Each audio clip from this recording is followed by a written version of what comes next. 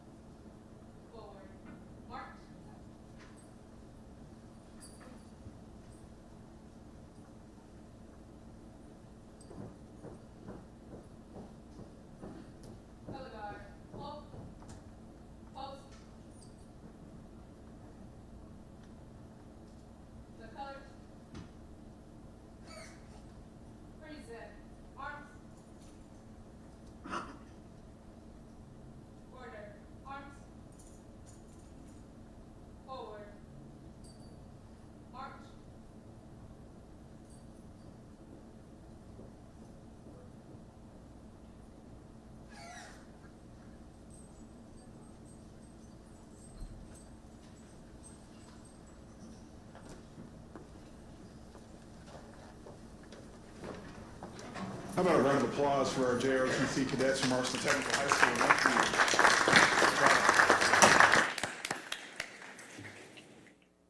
All right, well, before we begin this evening, I do want to note that in-person language translation services are available. If you are a Spanish speaker and would benefit from a translation headset that provides real-time translation, please raise your hand and a member of the IPS team will make sure you receive a headset.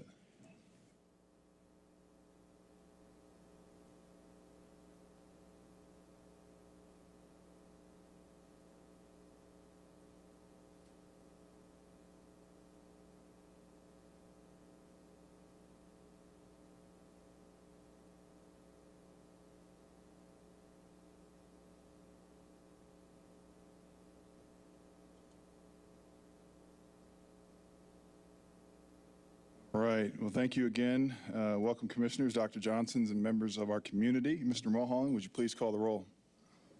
Commissioner Arnold, Present. Commissioner Collins, Present. Commissioner Pritchard, Commissioner Slack, Secretary Allen, Present. Vice President Moore, President Hawkins. Present. Thank you, Mr. Mulholland. We'll now adopt the agenda for this evening. The agenda was reviewed on Tuesday during our agenda review session and reflects all the necessary modifications or additions. Reviewing the agenda, are there any requests for changes to the agenda as presented this evening? Hearing none, do I have a motion to approve the agenda this evening? Second. Motion and second. Commissioners, any further discussion? All right, hearing none, all in favor say aye. Aye. Any opposed? The agenda this evening is adopted. Moving on to section 2, we do want to note we do not have any formal employee recognitions this evening, but I would like to extend my thanks and gratitude and appreciation to all of our teachers, school leaders, bus drivers, food service staff, and everyone else across the district for supporting a great start to the 22-23 school year. I'll say this just anecdotally, that it is exciting to be back in somewhat of a normal environment. Maybe we're not whole and completely normal, but do want to acknowledge that it's nice to be restored and returned to some level of normalcy. So I want to thank everyone for launch in a great school year start this year. Moving to section 3 of the agenda, opening comments. Do we have any commissioners that would like to offer any opening remarks this evening?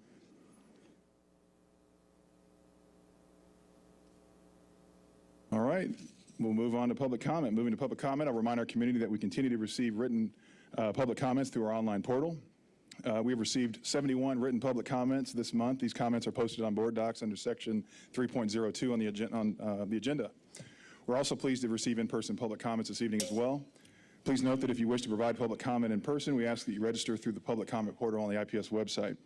Our current board policy states that we allow 3 minutes to give for each individual signed up for public comment. It also grants the board chair the authority to reduce the time allocated to public comment in the interest of effective meeting management. We have 65 individuals registered to offer public comment, and while we're not reducing the time allocated to each of the public commenters this evening, I am asking that speakers be conscientious of all those in attendance this evening and make an effort to make their comments as succinct and concise as possible. While you will be allowed a full 3 minutes, I am sure everyone in attendance will be grateful to those who are able to communicate their comments in less than the allotted full time of 3 minutes. A timer will start when you begin, and I ask that you briefly conclude your remarks when you hear the timer go off. Additionally, I will note that the majority of the individuals that have signed up to speak this evening have signed up to speak specific to the topic of Rebuilding Stronger, which will be presented during superintendent reports later on in the agenda.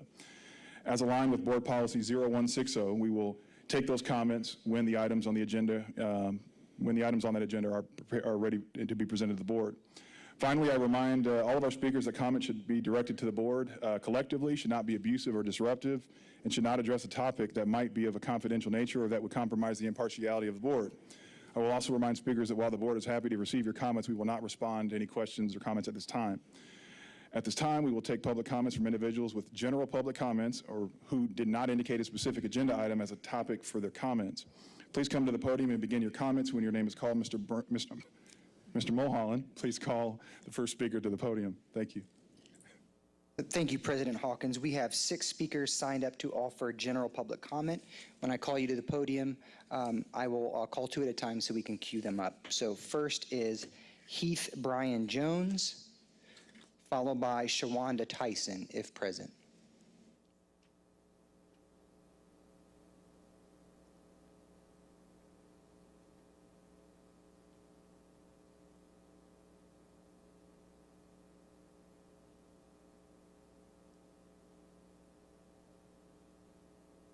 Mr. Jones, we're going to have you come up to the mic. Step on up, please.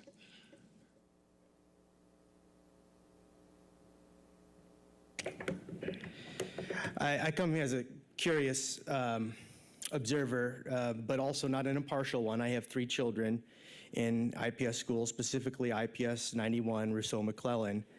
And I've read what you have posted about the plan for improving our school systems. And what I appreciate are the overall goals, which are a greater equity, inclusion, and better schools for all children.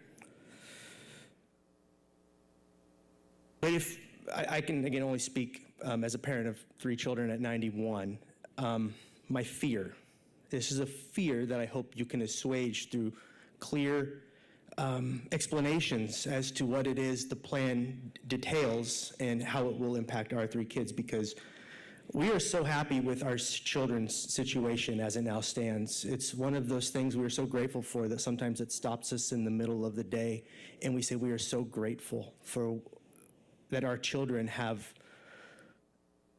a place like IPS 91, Rousseau McClellan. And we're grateful that we don't have to think about where they will go until they each get through their 8th grade year. And so if what we lose lends itself, breaks way to a greater equity and inclusion and a better education for more children in Indianapolis, then I can frame it as my children, if things change in a way that disrupts my own children's education as it now stands, I can frame it as they are martyrs for a greater cause, which is a lot to ask of kids. That's one of my fears. If it does not accomplish those goals, then all it does is harm from my vantage point as a parent of children at my school, if my fears are not boundless. They may be, That's why I say I come as a curious parent, wanting to better understand what is in store for us in the next several years, as we've already been through so much. Thank you.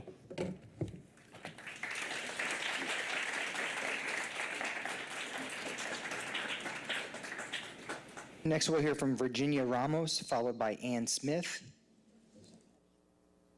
Oh, sorry, Ms. Tyson.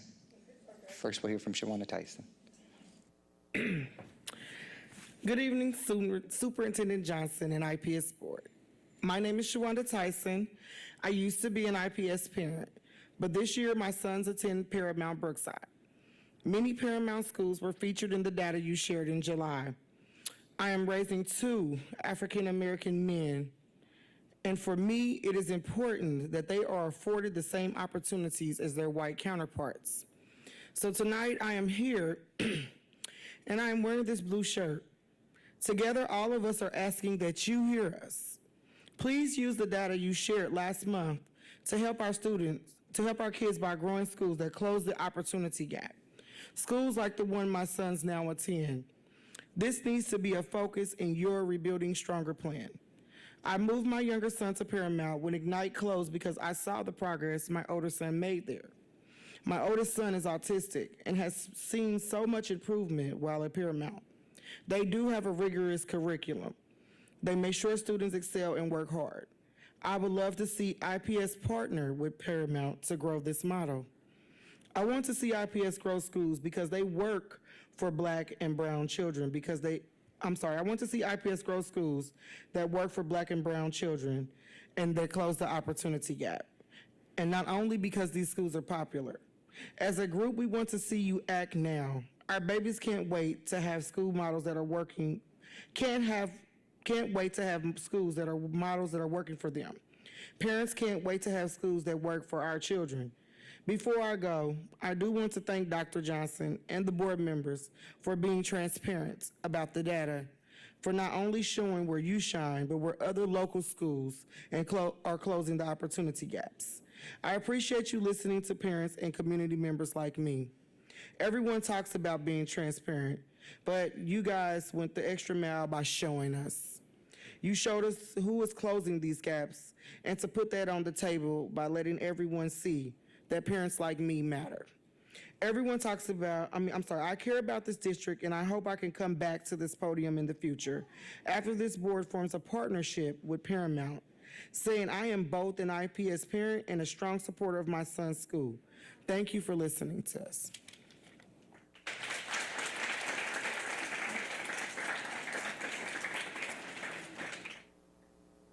Virginia Ramos, followed by Ann Smith and Stacy Lewis, if present.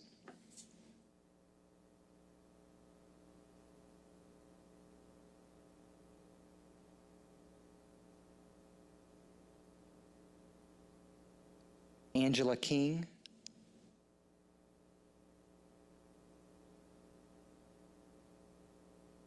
President Hawkins, that concludes those registered to offer general public comment. Thank you, Mr. Mohan. We'll now move to the consent agenda in Section 4. The items included in the consent agenda were reviewed at our agenda review session on Tuesday and reflect all necessary modifications. Are there any questions or requests to remove any items from the consent agenda as presented? Do I have a motion to approve the consent agenda as presented this evening? So moved. Second. Commissioners, any further discussion? All in favor, say aye. Aye. Any opposed? Consent agenda is approved. We'll move on to Section 5 of the agenda. We have 2 items for approval, like I said in Section 5 of board reports. Number 5.01 is a statutory appointment of executive secretary. As discussed on Tuesday, Resolution 7945 will approve Leslie Ann James, who sits with us in the front row here, our newly onboarded board administrator as our statutory executive secretary, and terminate any previous such appointments. So I do want to, before we approve Leslie Ann's appointment, just want to welcome her to IPS. And Leslie joins us from the Indiana Department of Education, and we couldn't be more thrilled to have her join the team. So welcome aboard. I also get to use this opportunity to thank Mr. Mulholland, who stepped in for the last month or two to support the board during the transition as Mr. Bernlord transitioned. So we want to thank you as well for your service to IPS and the board and the community as well. So thank you. Commissioners, are there any questions about this specific appointment? Hearing none, do I have a motion to approve Resolution 7945 as presented? We Second. have a motion and a second on the floor. Any commissioners, any further discussion?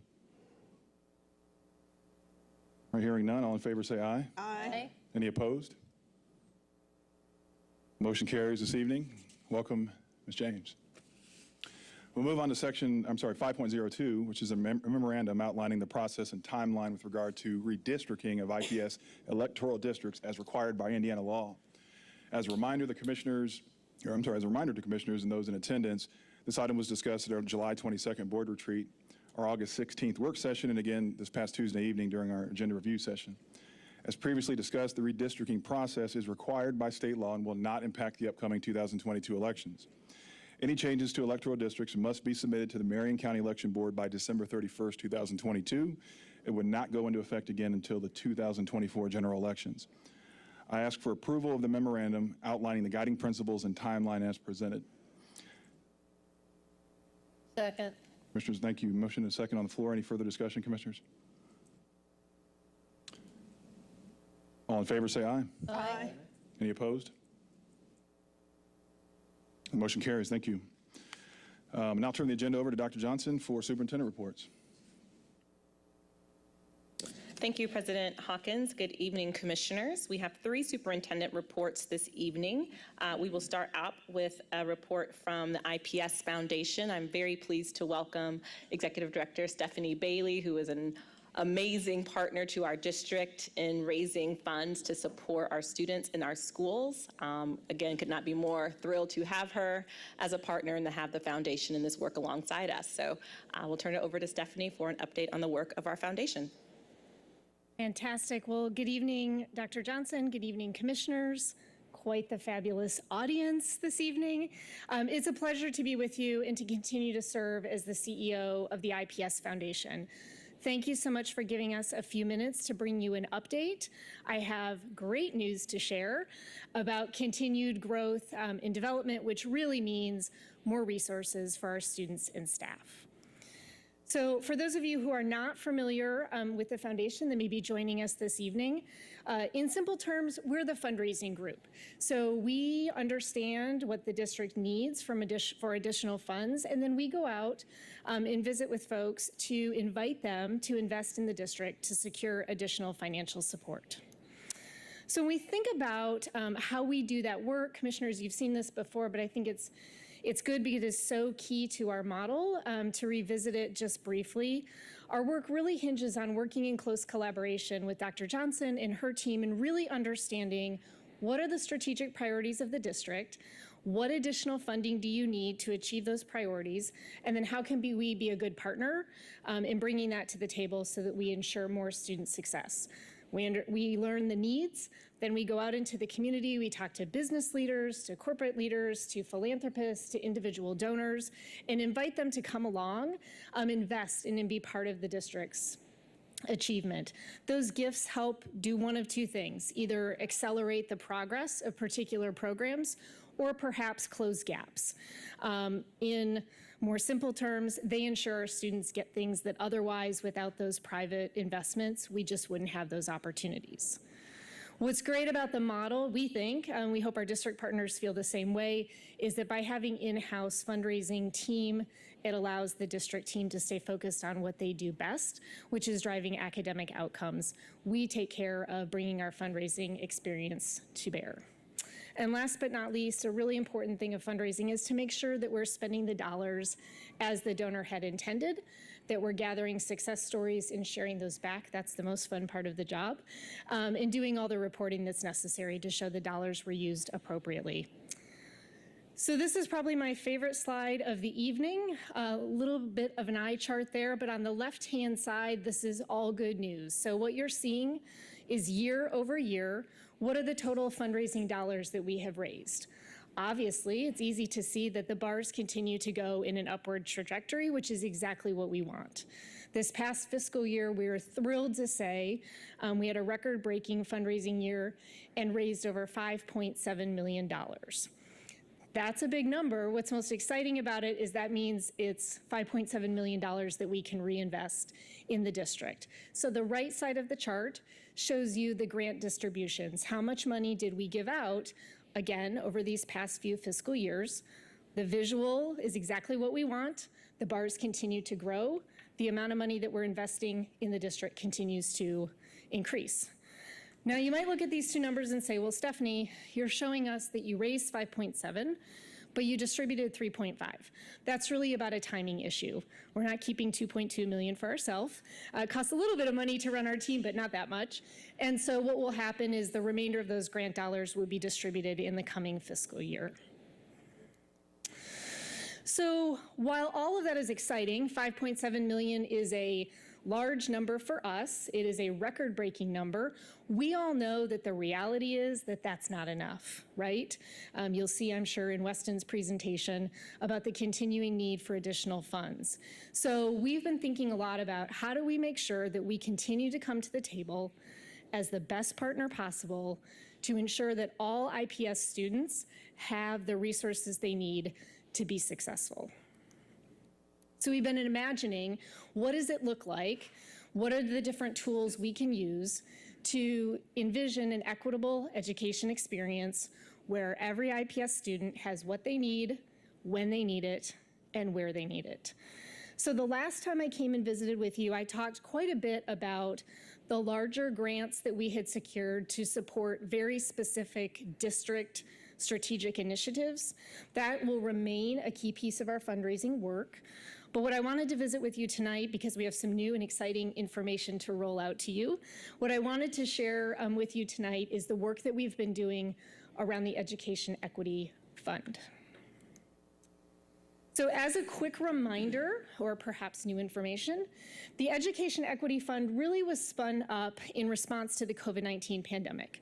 I remember picking up the phone and calling Dr. Johnson and saying, hey, we've got this idea to open this fund. I know you don't know exactly what the needs are going to be. We don't know what the needs are going to be, but we know there's going to be needs. And so we'd like to start raising money to be able to have a fund that is quick and nimble to use, that you can call us and say, hey, here's this immediate need. Can you help support us? We also knew that school-based leaders would have needs that arose from the pandemic. And obviously, we all know the pandemic exposed the disparities between what our children had access to and perhaps what children in other districts had access to. So the community responded wonderfully. We have raised over almost $1 million through this particular fund, which is extremely exciting. And so that led us to say, well, now that some of those initial COVID needs have hopefully, right, are gone, what needs to be the future of the fund? Do we keep it open? Do we close it? What should we do with it? And what we landed on was the fact of the matter is we still have not yet achieved education equity. So the fund needs to stay open. There is a need for us to be able to raise more resources to quickly deploy to all of you to provide resources for school leaders as well. So that's what we're going to do. Next week, we will relaunch the fund. Here's a quick chart on what we have raised and what we've distributed. So again, we've raised almost $1 million over the past 2.5, almost 3 years now. And we've distributed $652,000. So we have about 300 left, but that's not enough, right? We're gonna need more. So we're relaunching the fund next week. So on September 1st, the Ed Equity Fund will relaunch, still with two main focus areas: the availability for smaller programmatic grants to the district, but also to continue those small school-based grants. So you've heard us use the language around micro grants or rapid response grants in the past. We talked about what should we call this? And so we're hoping these grants, they're small dollars, they're not transforming the whole landscape, but we hope that they're providing resources to create the conditions by which the landscape is transformed or to accelerate the transformation. So we decided to call them accelerator grants. So what will happen for our school leaders, we will open 2 rounds, one in the fall and one in the spring. Every school had the opportunity to apply for a grant. We are making a public commitment that it's one grant per school, but 100% of all of the qualified requests will be funded. I would love nothing more than for us to train this fund, and I have to go back out to the funders and say, we need more money because we have more resources. So one of the other things that we've talked about is trying to think about how do we distribute funds through the lens of equity. So one of the changes we're making to the program this year is that there will be 3 tiers of grant funding. You can either apply for a $1,500 grant, $2,000, or $2,500. And we've been working with the finance team on how to apply some of the school-based need metrics that they look at to our funding model as well. So it will be the schools with greater need will have the opportunity to apply, excuse me, for more money. So real quick, the investment areas that we will be happy to provide grants in are threefold. First is essential resources. We continue to get lots of requests for support for extra reading materials, for uniforms, perhaps for small technology to be used in the classroom. So be happy to continue to make investments in that. We also continue to get requests in the area of overall well-being. So maybe that's health and wellness supplies. We've done a lot of reset room furnishings, so a place where students can go if they're not having a great day, calm down, reset, be prepared to go back into the academic classroom. And then also, we've heard the district talk about wanting to make sure that in addition to academic excellence, our students are receiving the opportunity for enrichment. So we've very intentionally made that the third area of the fund, that we will have the ability to continue to support additional needs for enrichment opportunities. There are hundreds of grants that we've given out of this fund. I chose one quote because I think it ties directly to the board goals that you all have set for increasing academic achievement. I won't read it word for word, but one of our instructional coaches responded back that because of the small micro grant, or now accelerator grant, that we gave to him, students were able to have access to manipulatives that help them close the academic gap. So these are not big dollars, but these are things that without the Ed Equity Fund, those students may not have had available. So as I close my time with you tonight, I was asked the other day by someone I was sharing the foundation story to, and they said, well, to what do you attribute all of this growth and success? So they gave me the opportunity to reflect. So I made a list. I'm not going to read it word for word, but I think it's important for you to know that the partnership with the district is working. We're extremely grateful to Dr. Johnson, to her staff team, who very frequently invite us in, or sometimes we invite ourselves in, to make sure that we understand what the needs are. That has enabled us to very articulately and thoughtfully share that with funders who have repeatedly said, we appreciate the alignment with the district's strategic goals, and we believe in the leadership of where the district staff team is trying to take things. We also, of course, know that relationships are the key to all of this, so that's a key piece of the success. And then I want to close, especially as we think about this upcoming season of fall and the season of change. I think one of the mantras that we have subscribed to as a team that has been a big part of the success is saying that we at the foundation are committed to just being continually flexible and to being creative and to coming alongside of the district and thinking about new ways to serve the role of being an ongoing funding partner. And with that, I'll be happy to ask or answer any follow-up questions, entertain any thoughts, ideas. Stephanie, first and foremost, thank you for the presentations. You're welcome. Congratulations on the success. It's always great to look at. I made a note here, 660-ish thousand compared to 5.7, right? So that's almost 10x. That's incredible. So again, congratulations to you and your team. Thank you. And all the work that you're doing to support IPS. We appreciate that. Commissioners, any questions for Stephanie? Commissioner Collins. No question, but I am just so thrilled with the wonderful things that you've done, and I thank you very much to the foundation for all of its support. It's so wonderful. You're welcome. Our pleasure. Commissioner Arnold. As the board liaison to the foundation organization, I'm honored to be there. I'm probably the weakest link on the foundation board, no. but great to be there and great to see the synergy between the district and the foundation and how far we've come in that relationship, and glad to see it's continuing. Commissioner Pritchard. Thank you. Yeah, amazing progress, like Commissioner Hawkins said, over the last 3 or 4 years. Incredible trajectory, like you said in the beginning.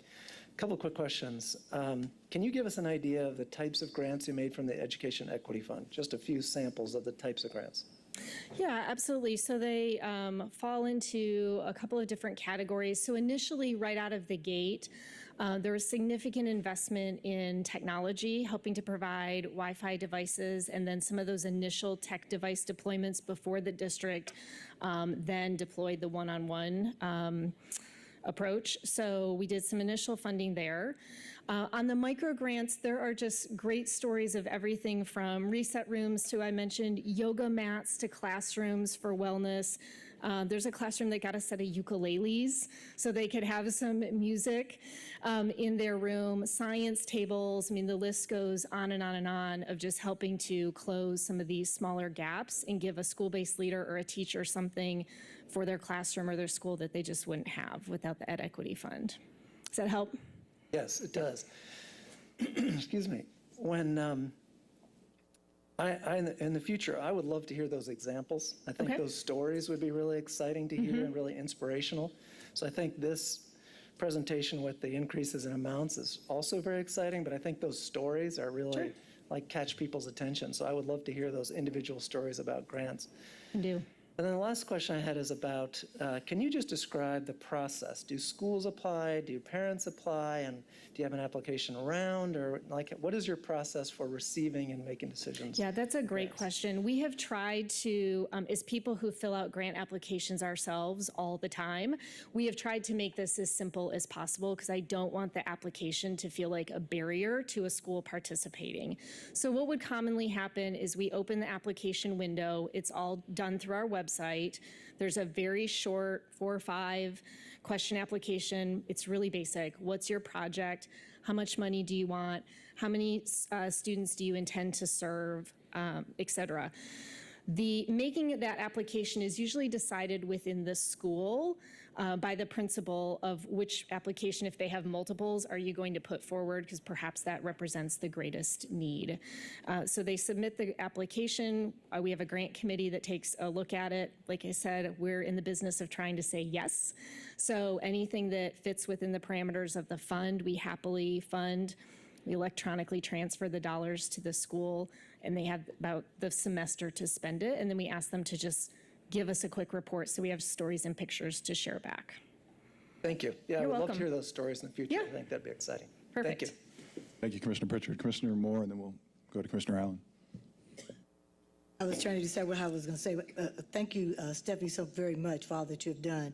And my firm and many other small businesses, small and minority-owned businesses, would like to be able to continue to work with you in providing those additional funds around the equity account. And so I wanted to take this opportunity to thank you for all the work that you did and all the stuff that you're doing with the equity fund, and then to take this opportunity to encourage, since we're on TV, to encourage those still minority and women-owned businesses to continue to support. This is where they have opportunity to support our children and give them an opportunity with some of the funding that they have, because as you know, we don't have much, but what we have, we are welcome to give.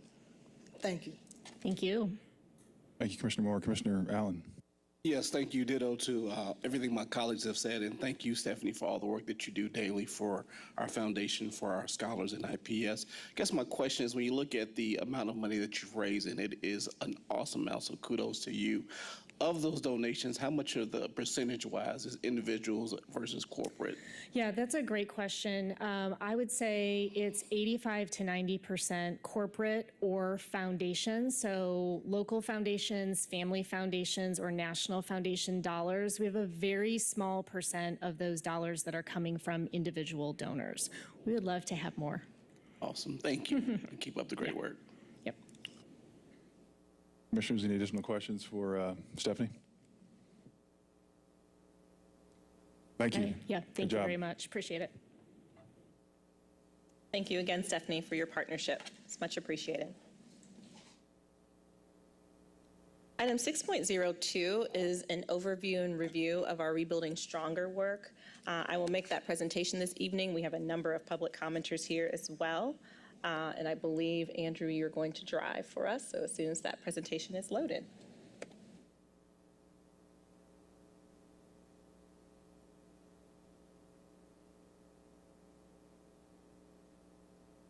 Great, so this evening we'll talk a little bit about why Rebuilding Stronger. We will do a little bit of a history of where we have been in terms of phase 1 and phase 2 in the work, and then talk about what's coming next, specifically around engagement opportunities and next steps. So why Rebuilding Stronger? As the board is aware, the district has identified 4 strategic priorities to anchor our work through 2025. Those priorities are to increase rigorous curriculum and increase access to rigorous curriculum and instruction, to promote racial equity, to engage authentically, and to operate and fund strategically. We know that we are going to measure our progress and success against those key priorities through the goals that this board established, which are to improve the overall achievement of our students with a specific focus on substantial gains for our Black and Latinx students, to increase our graduation rates, and to increase district enrollment. So over the last 2 years, which have certainly been a roller coaster, we have made some big bets, specifically as it relates to instruction and curriculum. We've invested in new curriculum in multiple subject areas. We've expanded time for our teachers in professional development aligned to that curriculum, and we've garnered additional external supports for our emerging schools. And we were excited by this year's iLearn data because we saw progress with greater overall growth than the state average in terms of our students' growth, as well as a return to pre-pandemic performance in our English language arts scores, and very close to our pre-pandemic scores in math. Now, obviously, we have a long way to go. We aren't where we want to be yet, but we believe this data shows us that we're on the right track. And we certainly, after the last 2 years, want to celebrate the incredible work that our teachers and leaders have done to get us back to those pre-pandemic levels.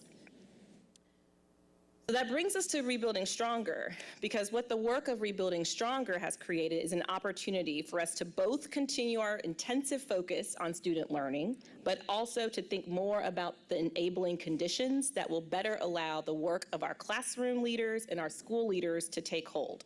We do have systems challenges that we are facing and that we've been discussing as a team for the last year. There are challenges with our facilities. Too many are very small and or in poor condition. Our enrollment practices have led to some of our schools being advantaged over others in terms of their stability. We know that if we don't do something different with our current mix of facilities and academic programming, we will not be financially sustainable in the long term. We also know that our students have access to different experiences based on the school they attend, with larger schools often being able to offer more experiences to our students and our smaller schools having more limited resources. And finally, across our state, quite frankly, student achievement is not where anyone would deem as acceptable. The same holds true in IPS, particularly in the state of Indiana, in our city, in our district, for our students of color. Thus, this board has charged me and my team to create a reorganization plan for our district that will best create enabling conditions to provide the greatest benefit to all of the students that we serve in our district. So based on the guiding principles that this board created, our reorganization plan will address a number of elements, and our Chief of Staff, Andrew Strope, will review those guiding principles again for you this evening to remind us all of what we are working toward. But in terms of that plan, and the content of that plan, you can go to the next slide. It will provide a framework of a number of components that address potential facilities, program, and academic changes over the next 3 years. This plan will be in response to the guiding principles given by the board, which were created based on feedback received from stakeholders over the past year. So I'll turn it over to Andrew to talk a little bit about where we've been. Thank you, Dr. Johnson. So I'm going to take us back a little bit to a very extensive planning process that we have embarked on really over the past year. So the first row there where it says vision and setting of priorities, that is what we are referring to as phase 1. And so during that phase, our board held a number of community conversations, a number of coffee conversations, a number of surveys were put into the field to really just engage with the community and ask about what their vision was for the future. Then we went into phase 2, which is that green row, which is the plan and model. So taking that input gathered during the visioning and starting to draft that initial reorganization plan. The other thing we did in phase 2 was we set up a committee made up of 30 to 40 individuals across the community, from teachers, staff, students, business leaders, civic leaders, et cetera, to get together and really just talk through a number of the things that Dr. Johnson just listed out. So I'm going to map out and kind of go through a little bit of what that committee talked about and where they landed. And then where you see the star, that's in phase 3. That's where we are now, which is we've been refining and finalizing the draft plan. And Dr. Johnson will talk a little bit more about how we are going to release that draft plan and the engagement process that will follow. And then, of course, the board will be taking action here this fall. Again, Dr. Johnson will talk a little bit more about that. So phase 1, again, this was last fall. These are, I'm going to take us through a number of slides that were presented to the board last December. So these are literally the exact same slides. And we wanted to just make sure we brought this back into the space just to articulate some of the themes and some of the things that we heard last fall. So around strategic plan priority number 1, access to rigorous curriculum instruction, there were themes from community input, and I'm not going to read this whole slide, obviously, but I think, I want to highlight that second bullet point at the top, equitable opportunities. Every student should have access to high quality and well-resourced choices. And then where you see on the bottom, what we wanted to also name, and again, this was back in December, so we've evolved since then as well, what are some of the initiatives that we have already been embarking on to address strategic priority 1. So you see some investments there in math and science curriculum that Dr. Johnson talked about, some investments in our future centers, and some just really exciting things that have happened. A partnership with Paramount and Phelan for online schools, just as we are continuing to navigate COVID. So those are all things that were already in process that we wanted to highlight back in December. And so this is strategic plan priority number 2, promote racial equity. So then there are some themes from that community input as well as related initiatives. So just kind of bringing us back to, in 2019, this board did pass a racial equity board policy which outlined our collective values and commitments to furthering our equity work. And so that really continues to serve as a foundation for how we think about decision-making and initiatives moving forward. I also want to note, I should have said this at the beginning, this was done in conjunction with Social Legends, which is a community organizing organization here in Indianapolis. And so Kelly Frank was their CEO, so she actually presented this back in December. Strategic plan priority number 3, which is foster authentic engagement. Again, you see some themes from the community input there, as well as some initiatives that are already underway. I'm going to make a quick connection point to what Wesson, our CFO, will talk about in the quarterly finance update, as well as ESSER. But that third bullet point, all the way at the bottom there, leveraging federal stimulus dollars to launch City Connects in community and schools, 2 national best practice programs that support school wraparound supports. We've leveraged our ESSER dollars to support those things. So again, these are things that have already been in process. And then strategic plan priority 4, operating and fund strategically. Again, that first bullet point I'll highlight, equitable opportunities. Every student has access to high quality and well-resourced choices. So you can go online to myips.org. If you just Google Rebuilding Stronger, you can find a pretty robust report that Social Legends created that goes into way more depth about a lot of these themes that were created from phase 1. So the other thing that came from phase 1, Dr. Johnson mentioned this off the top, were guiding principles. So the Board of School Commissioners taking that feedback in, then provided back to us, the administration, here is what you all should be thinking about and planning for as you are thinking about rebuilding stronger and a reorganization plan. So I don't mean to drone on here, but I think just to underscore how important these are, I am going to read these. There's 10 of them, so I don't want them to get, they're all important, so I don't want them to get lost in the shuffle of a bunch of slides. And so this is, again, what we've been organizing a draft plan around. So the first one, ensure equitable geographic distribution of high-performing and high-demand programming. Grow and replicate schools and programs with demonstrated academic success in supporting all students to both improve underperforming schools and explicitly close the opportunity gap for students of color.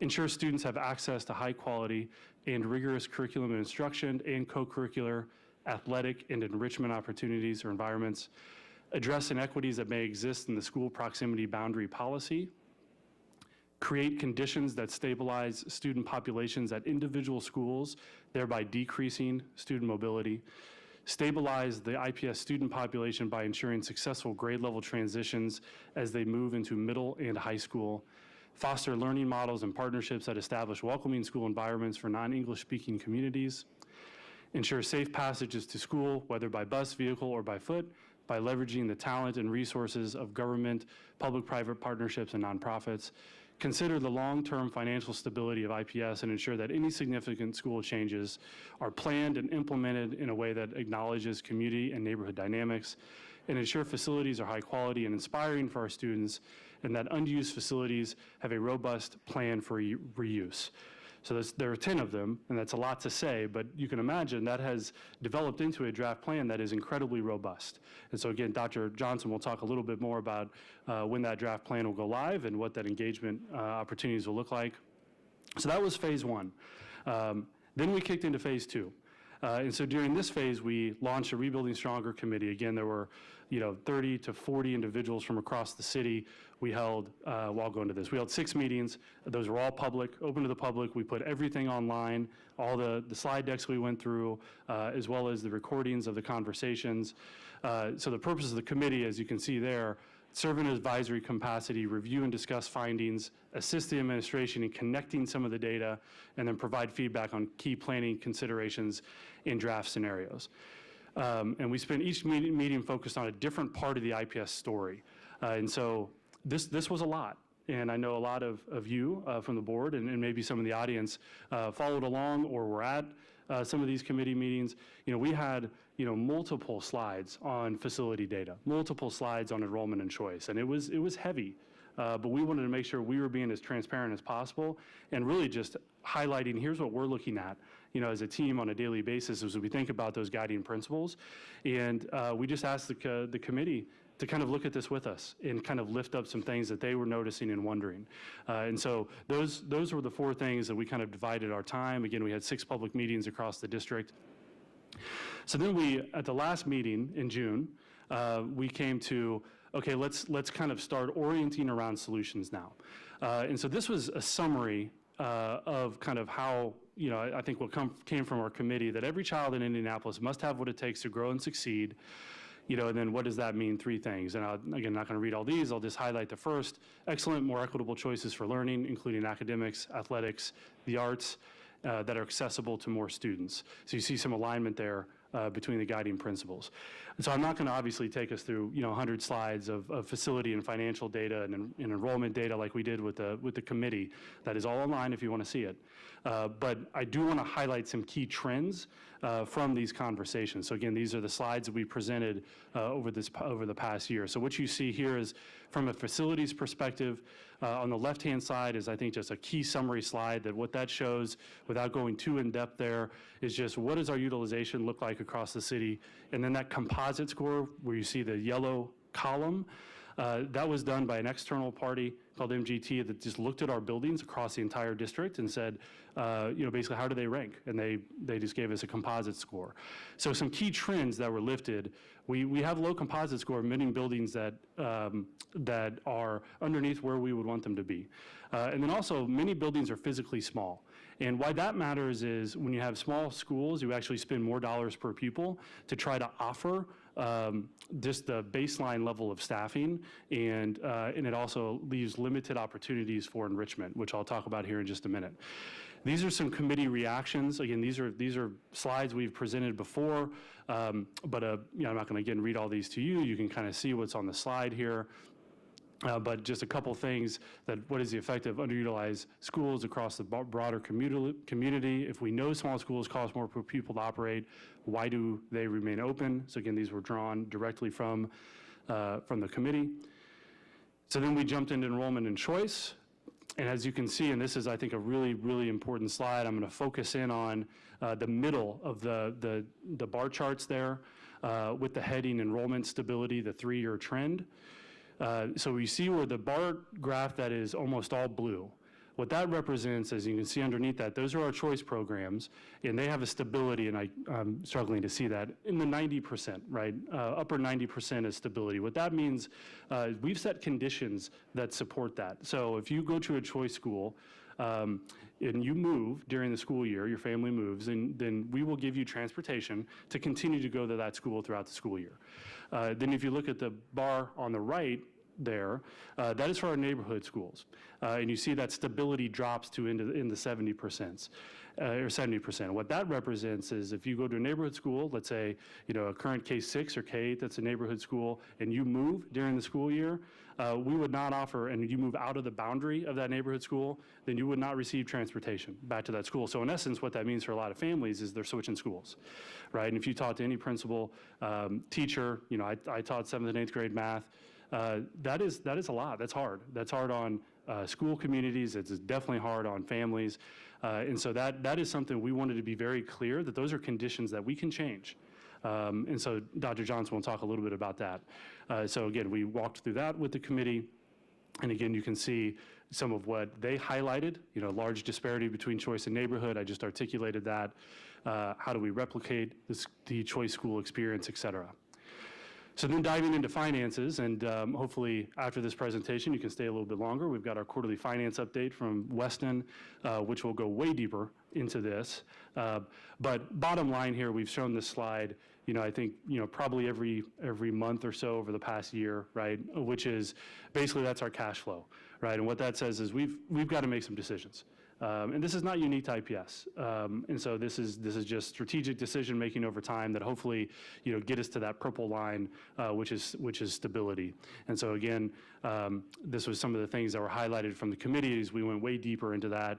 IPS is not receiving the resources it needs. Schools and students and families are not receiving what they need.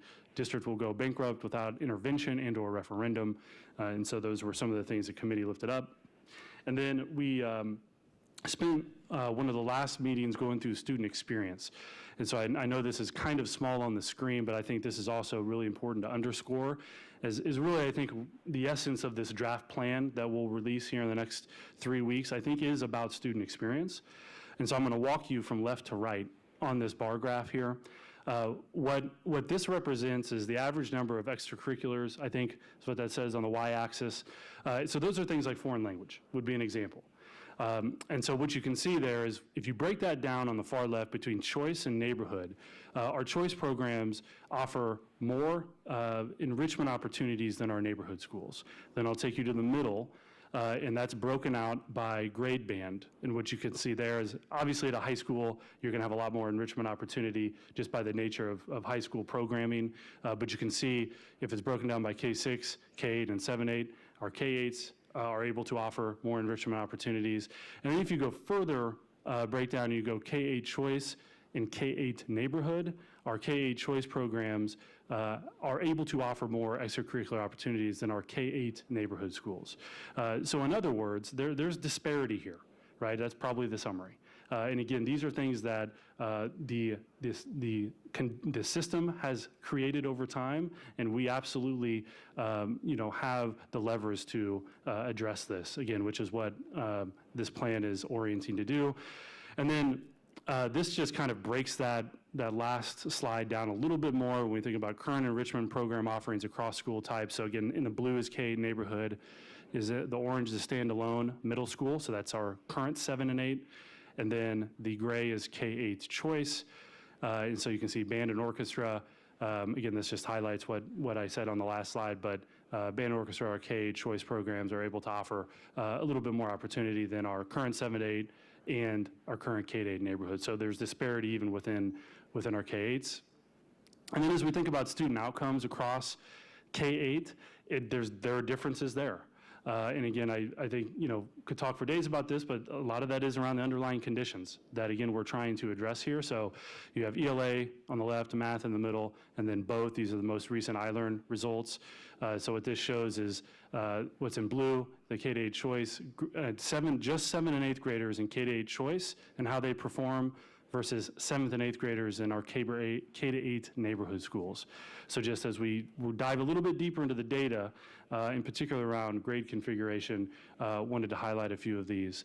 And then, again, you can see some of the committee reactions. This was I think we had this conversation in May, very robust conversation. We did this at Anna Brockhausen. Strong programs give students incentives to come to school and be successful in school.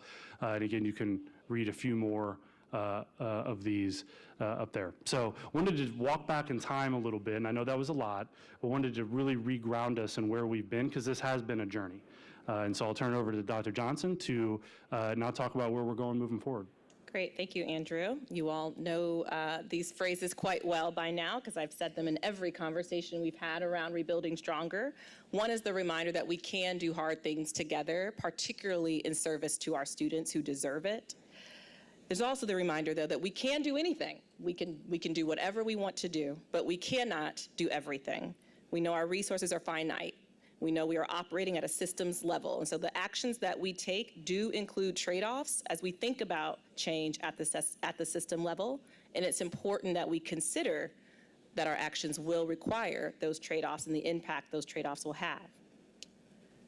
As we presented to our Rebuilding Stronger committee in June, there are several strategies we've identified to potentially be leveraged as a part of the Rebuilding Stronger plan. One of those strategies is to replicate and expand high demand and higher performing programs across our district. This would allow us to meet the demands we've heard from families regarding particular programs, as well as offer a greater diversity of programs across our IPS geography. Another potential strategy is school closure or consolidation. I want to say very clearly that we do not take leveraging this strategy lightly, as we know how important schools are in our communities. We know they are often the heartbeat of a community. However, what we also know is that we do have schools with poor facilities conditions, with low overall enrollment, or with limiting student capacity. And we know that if we are able to concentrate our resources more intentionally in fewer number of schools, then we will be able to address some of the poor facilities that we currently have, as well as offer more robust experiences for our students in the schools that would continue to operate. A third strategy we are exploring is enrollment zones.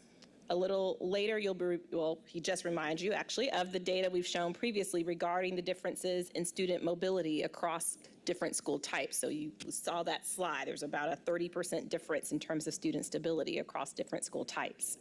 By moving to an enrollment zone structure, we will be able to increase equitable access to various academic models at our schools, as well as significantly increase student stability across our schools, which we know will positively impact school culture, classroom culture, and student achievement. Another strategy we are exploring, additionally, we are also considering the reconfiguration of our grade bands in schools as another strategy that would allow us to not only cultivate greater teacher collaboration, as oftentimes in small schools there's just one teacher per grade level, but also concentrate our resources, our human resources and our financial resources more intentionally and create more expansive and robust experiences for our students. So to go a little bit deeper of when I talk about the student experience, what does that actually mean? What we would be endeavoring to be true after the full implementation of Rebuilding Stronger is that every student who is in grades K through 5 in IPS would have access to art, music, PE, computer or technology, a strong core phonics curriculum that is already in place, access to library, college and career-ready curriculum in all content areas that is also already in place, particularly with the investments we've made in English language arts, math, and science. We are adopting social studies coming up this year, as well as cultivating the connection to our IPS high schools. At the middle grades, after full implementation of Rebuilding Stronger, what we would strive to be true at middle schools for all of our students in grades 6 through 8 would be everything those K-5 kiddos get, as well as expanded athletic opportunities. We know how important that is for our students, particularly as they prepare for high school. The opportunity to play a musical instrument, the opportunity to take a foreign language, as well as college and career counseling as they think about their future. So ultimately, if you think back to the chart that we just showed earlier with the differences in the bars in terms of the experiences students get across different kinds of schools, what we would hope to achieve is that we would be able to say confidently that 100% of our students were able to take advantage of the enrichment opportunities that right now only exist at a subset of our schools. And then finally, you can imagine that if we move to an enrollment zone structure to expand access to our schools across the district, we would no longer need to offer or be able to, or want to offer, a proximity priority. So we want to ensure that the access to schools would truly be equitable for all families in our district. So I'll conclude with this reminder that we can do hard things together for the benefit of our students, and we can do anything, but we can't do everything.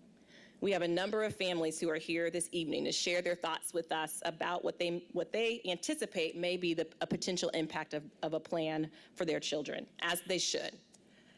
And what we also know as system leaders is that there are disparities in the experiences that our students have. Those disparities often come at the expense of our students from under-resourced communities and often come at the expense of our Black and brown students. We know that to be true. That is not unique to our district. That unfortunately happens across our state and across our country and has for a very long time. Some of those disparities we don't have direct control over, but some of those disparities have occurred because of decisions of our own doing. We know they exist, and I believe as a system, we must act. So in terms of what's next, in terms of timeline and engagement, September 13th, we'll invite the community to watch along together the state of the district that I'll be presenting to the Board of Commissioners. The draft plan will be released that evening after my address to commissioners in our community. From September 14th through October 17th, we will engage in a lot of conversation and discussion with our community about the plan. There will be both community-wide meetings held as well as specific meetings at schools held.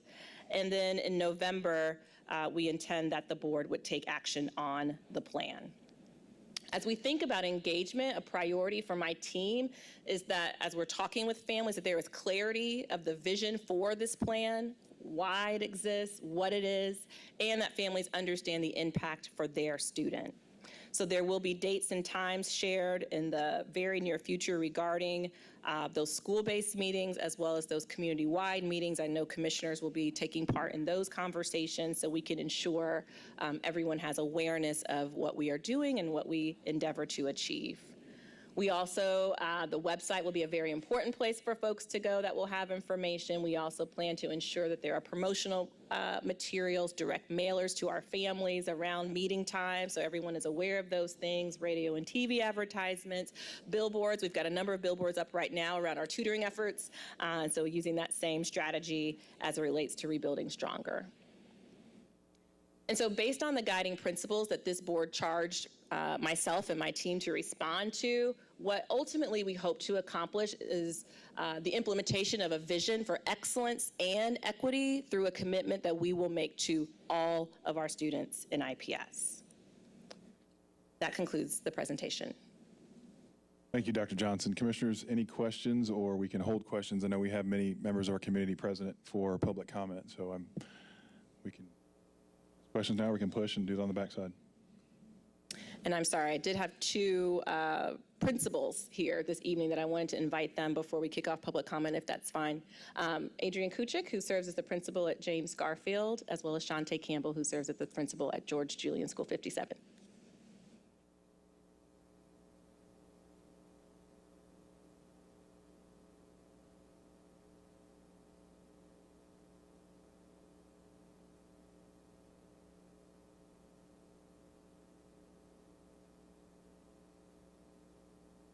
Good evening. I'm Shantae Campbell, the principal of George W. Julian School 57, a neighborhood school in the Irvington community. I am a strong supporter of choice. I count the choice principals as friends and valued colleagues. When I started at George W. Julian 6 years ago, I reached out to Ron Smith at Butler Lab and Chris Collier at CFI. to visit their schools and discuss practices at their schools that would be a good fit for the vision I had for George Julian. Some of those practices I'm still implementing today. My history with the district goes back even further than that, though. I was an IPS student. I went to School 107, which I could walk to, and was able to attend a really good school with friends that I lived with in my neighborhood.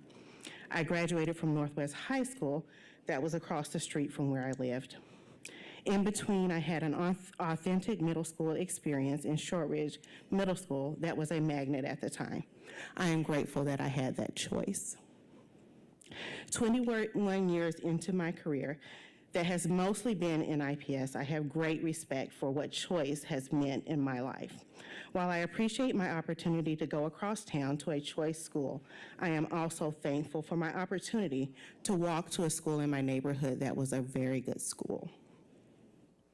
Every neighborhood school in this district should be a very good school, because some things should not be left to choice or chance. Music and art instruction should not be a choice that any neighborhood school has to make in order to ensure that they have enough classroom teachers, because we know that these experiences not only create a well-rounded student, but also supports our content learning. Electives and athletics should not be something that our middle school students should have access to if they are chosen by chance through a lottery that has not proportionately included Black and brown students. In this district, our values are students first, racial equity, continuous improvement, integrity, and community. At George W. Julian 57, I start every morning announcement with "Good morning, George Julian family," because my vision is that we are a family, just as this district is a family. When a family sees that someone doesn't have a seat at the table, everyone stands up, takes a step back, extends the table, and makes sure everyone has a seat. Your new seat may not be as comfortable as the seat that you left, but you understand that the priority is that everyone in the family has a seat. We cannot continue to talk about students first, racial equity, and continuous improvement without having the integrity to acknowledge that not everyone in our community is getting equitable access to a robust school experience. Creating dedicated K-5 and 6-8 schools that are designed to ensure that every student in our district in those grades receives an enriching, age-appropriate experience creates access. Rebuilding stronger gives us an opportunity to extend the table. Thank you.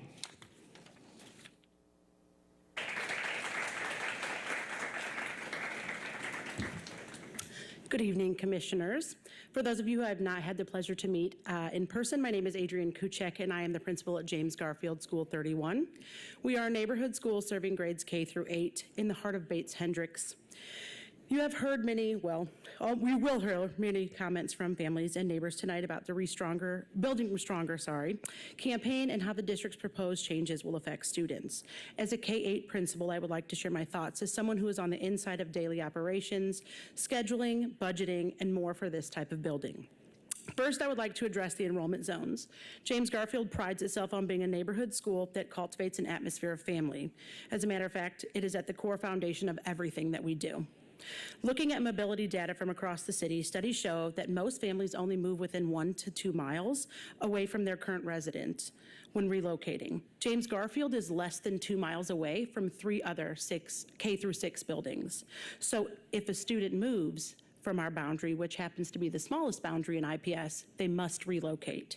If they want to stay with us, parents have to find a way to transport those students back to our building. This means when students have to move, they must try to make new friends. They have to learn new teachers, new rules and expectations. There's less consistency and potentially a very different school culture. For parents, it means reliving trauma when re-enrolling in mental health services. It means hoping that your child gets another teacher who is understanding of all of their quirks. Numerous studies have been conducted in the past 2 decades that show the more you move a student, the lower their success rate becomes. The social emotional toll on our students increases, and so do things like anxiety and depression. Enrollment zones will solve this problem. The zones will allow for families to keep their children at a consistent school if they must relocate. If we had started using enrollment zones 3 years ago, we would have reduced transiency by 76%. 76%. So many students could have stayed in a school where they were comfortable, they knew the routines, they knew they were loved and had a trusted adult, and they could have just focused on their academics. Tonight, another hot topic, I assume, will be grade reconfiguration. IPS is one of very few corporations in the state that still utilizes the K-8 model. While I manage this model daily, and I do enjoy doing it as a former middle school teacher, there are many reasons why this model is outdated. Curriculum is very different, behaviors are very different, expectations are very different among those grade levels or grade bands. If we truly want to enact systemic change, we must move to the K-5 and 6-8 model. All middle school students deserve robust opportunities that meet their academic needs. As a K-8, I cannot offer algebra to the 3 students I have in 8th grade who are ready for that.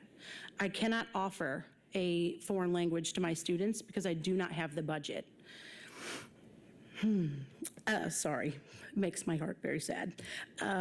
But if we did move to this 6-8 model, all K-8s or all students in 6 through 8 would have that opportunity, regardless of where they live. The same is true, like I said, for foreign language, even lockers. Our students we send out of our middle school go to high school and have never used a lock. They do not know how to open a locker. 5-year-olds are on buses with 15-year-old students. If we ask ourselves, would you be comfortable putting your 5-year-old grandson or granddaughter on a bus with a 15-year-old? Your answer would probably be no. If we are going to be a district that prides itself on equity, then we do have to do more than just focus on racial equity. It is our duty to ensure not only racial equity for all students, but educational equity and infrastructure equity for all students as well. Rebuilding Stronger will do that. As the largest district in the state, we have a duty to be the innovators, to ensure endless opportunities of success for all students regardless of race, socioeconomic status, or home address. We must move out of our archaic way of operating and rebuild stronger. Thank you.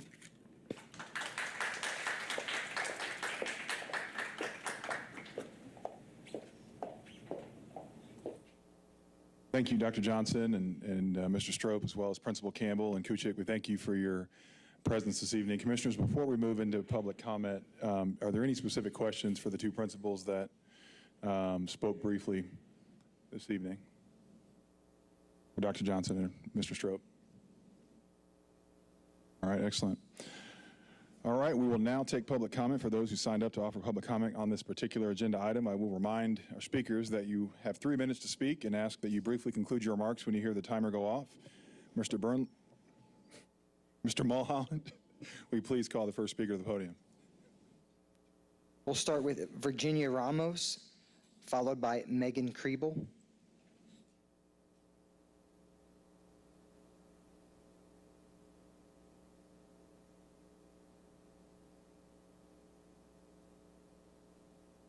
After Ms. Kriebel, we'll hear from Maura Malloy. Right, okay. All right. So, good evening, Superintendent Dr. Johnson and the IPS Board. My name is Virginia Ramos, and I actually have spoken here before. I am an IPS grandparent, and my adopted grandson actually attended one of the popular schools. He is actually starting this year at Purdue Polytech in Broad Ripple. I will share his story, even though I have shared it before, because I believe it bears repeating. Before this, he attended a popular IPS school and was enrolled in SPED. Unfortunately, between the high turnover of teachers, a SPED program that didn't provide an accurate diagnosis the 8 years that he was there, and services that he did not receive, he struggled academically. As a result, he felt that he wasn't intelligent, which made my heart very sad. And my hope, obviously, now that he's at Purdue, that this perception hopefully will change. And behind me, I do want to introduce a community of members. My community members would stand who are all wearing the blue T-shirts that say "To Grow Schools," that, let me make sure I have it correct, grow schools that work for our children. I'm sorry, I'm not feeling too well today, so that's kind of why I'm hesitating a little bit.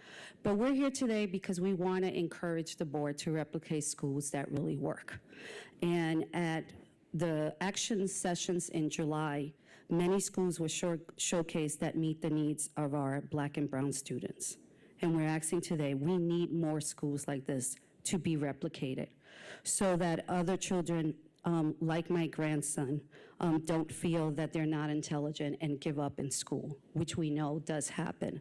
And as you shared today with the data, we know that that data does impact what happens to children when they get to middle and high school.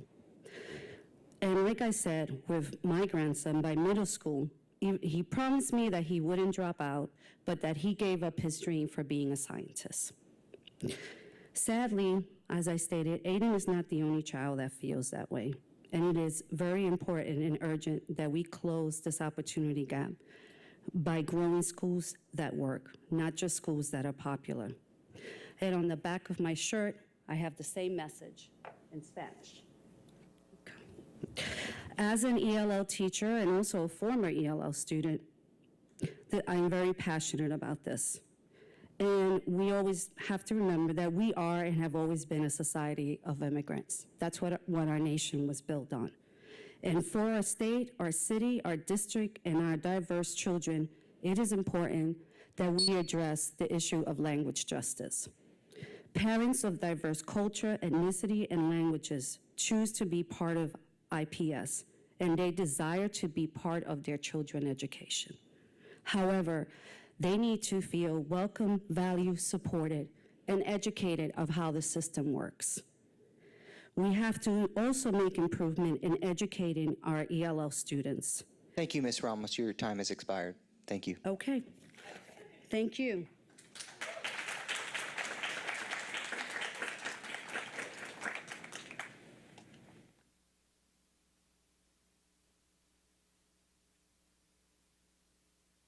Good evening, board. I am a parent at IPS. I'm concerned about this plan and the interests of the people promoting it. I'm trying to connect dots. I was in a focus group led by the IPS chief of staff, and he told me he was a math teacher, which I was a math teacher.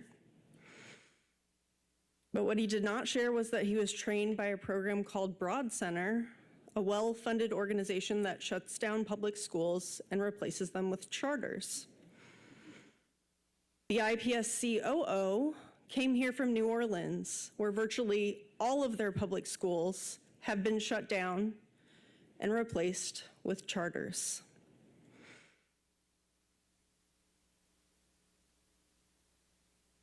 The people in charge of the health of our schools have a conflict of interest. Why does the majority of the board, the majority of the committee creating this plan have some sort of charter school affiliation when that is not representative of the district? I am concerned that schools are being neglected that are labeled as poorly performing, but it is the district that is at fault for not supplying them with the resources they need to meet our most challenging problems.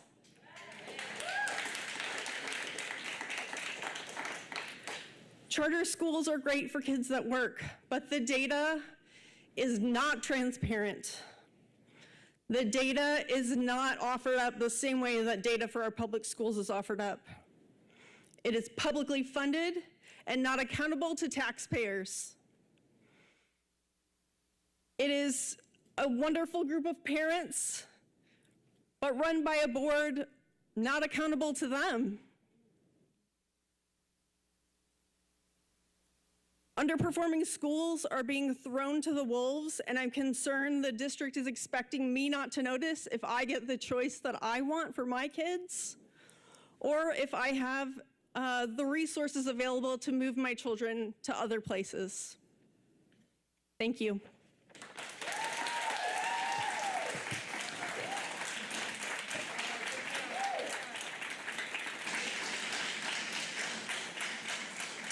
I will remind our public commenters to please hold your applause until the conclusion of the remarks. Thank you.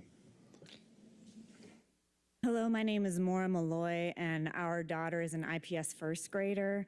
Education has always been first and foremost in my life, my mother being a retired public school English and creative writing teacher up north at Penn High School.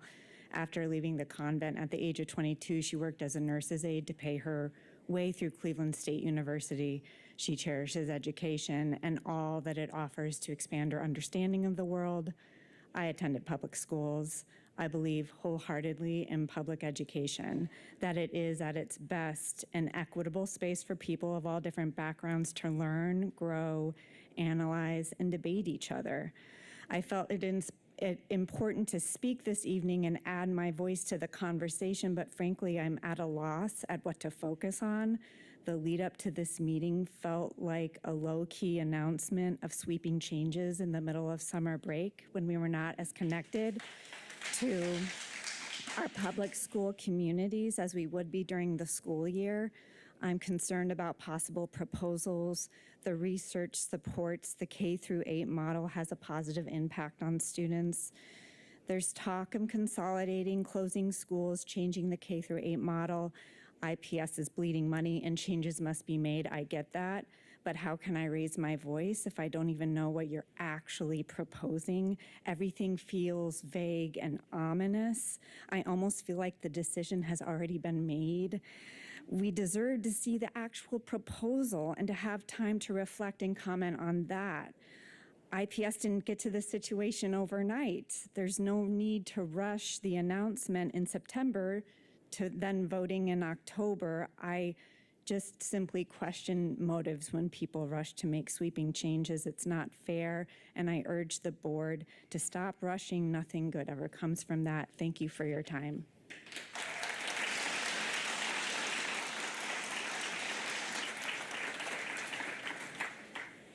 Sarah Ford, followed by Anthony Hoff and Julie Fisher.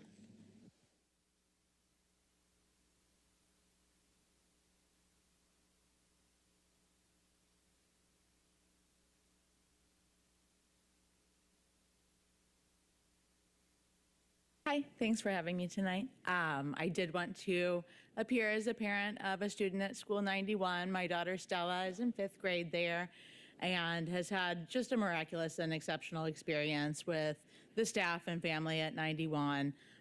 We as a family really appreciate the choice program. And for Stella, an autistic child, I really value the consistency that's available in the K-8 experience.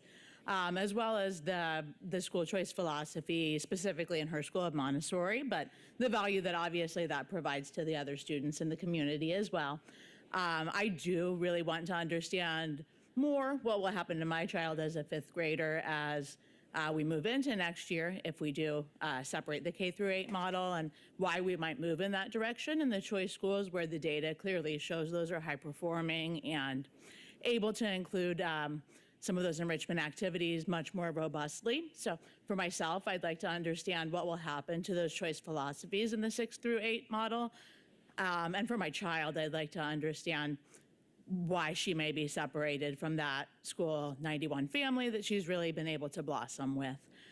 So I think we all are looking forward to a little bit more clarity and understanding in that respect. And I hope you'll consider the impact that has on some of our special children and the value that those same things provide to our neurotypical students. Thank you.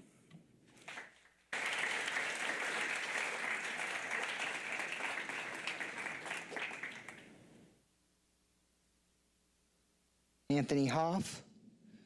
If not present, we'll hear from Julie Fisher, followed by Ella Skinner. Hello. I am also a parent of School 91. I actually have 2 kids, one in 3rd and one in 5th. I want to start by saying I definitely understand, like, the slide deck definitely showed that there is disparity that needs to be addressed, and I 100% agree with that. My husband and I, as parents of IPS, like, we agree, and that's one of the reasons that we came to IPS, is to help, be part of that movement to end some of that inequity. But Maria Montessori's goals were to provide equity and access to education. She, across all socioeconomic statuses, she wanted to center the child, which was one of your 3 goals, and then she also wanted to teach the whole child, which is the 3rd of your 3 goals. School 91 promotes equity. It centers the child, and it teaches the whole child. We have been very lucky to have the same teacher for both of my children from 1st through 3rd grade, and both of them have had the same teacher. And then our older daughter has had a teacher that I actually taught her son when I taught in Montessori.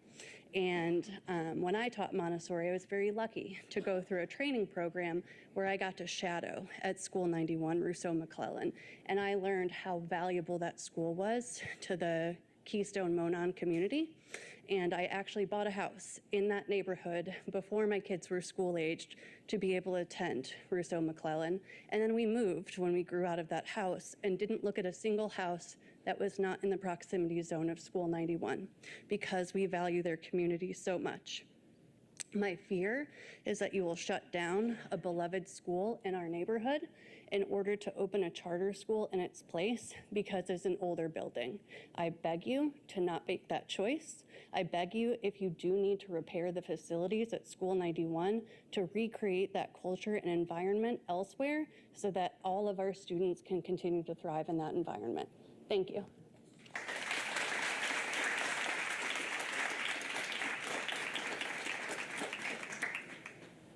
Ella Skinner, followed by Mallory Kriebel and Tae Hui An, if present.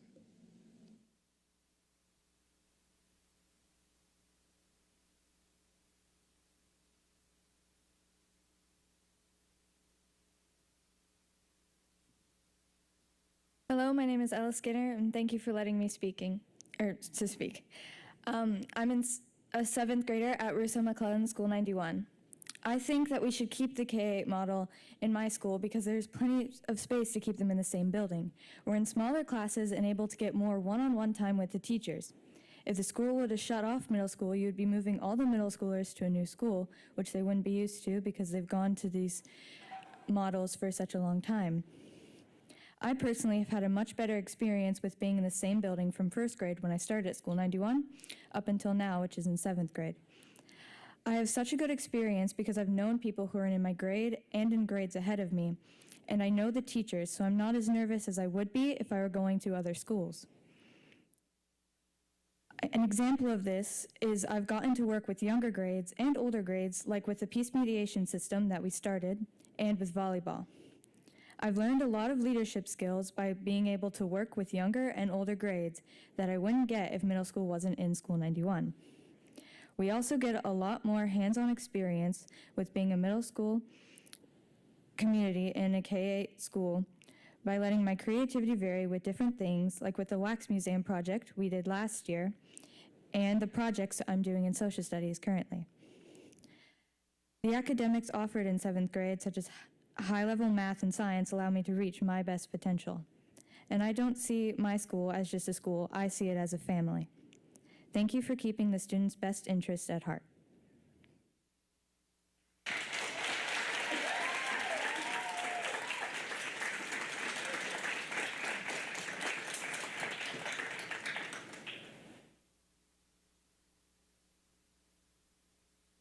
Hi, I'm Mallory Kribble. I have a 1st grader also at 91. I want to start by saying after seeing the presentation and looking over all the data, I definitely want to not be sharing my concerns just for my child, but I do feel that I want to know that the change is helping all children. And I think what is confusing is that it seems like a lot of the data supports that the K-8 model is successful, specifically at the choice schools. So I have questions about why the plan would be to break up those schools rather than trying to replicate the ones that are working. I know funds are an issue, but I know in recent years, IPS has kind of moved to the K through 8 model based on a lot of research and data. And so it sometimes feels like it's an experiment to move one way and move the other way, and like our children are part of the experiment rather than basing the decisions on the research and the data. And I think specifically with Montessori, the Montessori model, there's a lot of peer learning between age ranges, and so I think a lot would be lost by taking the middle school away. Even with my daughter as a first grader, she already has come home lots of times in the past year and already this year with things that she's gotten to do with middle schoolers. Like a middle schooler took her on a tour of her class, the wax museum, field day, things that they gain a lot of confidence in being a part of, I think would be lost by removing them from the K through 8 model.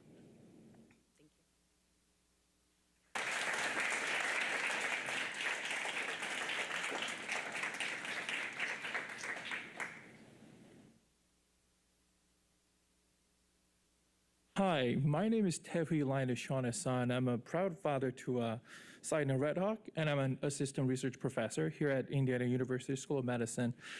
I wanted to share two of my concerns with your restructuring plan. The first one being reverting back from K through 8 to elementary and middle school model that just creates the disruption. And I'm a immigrant myself.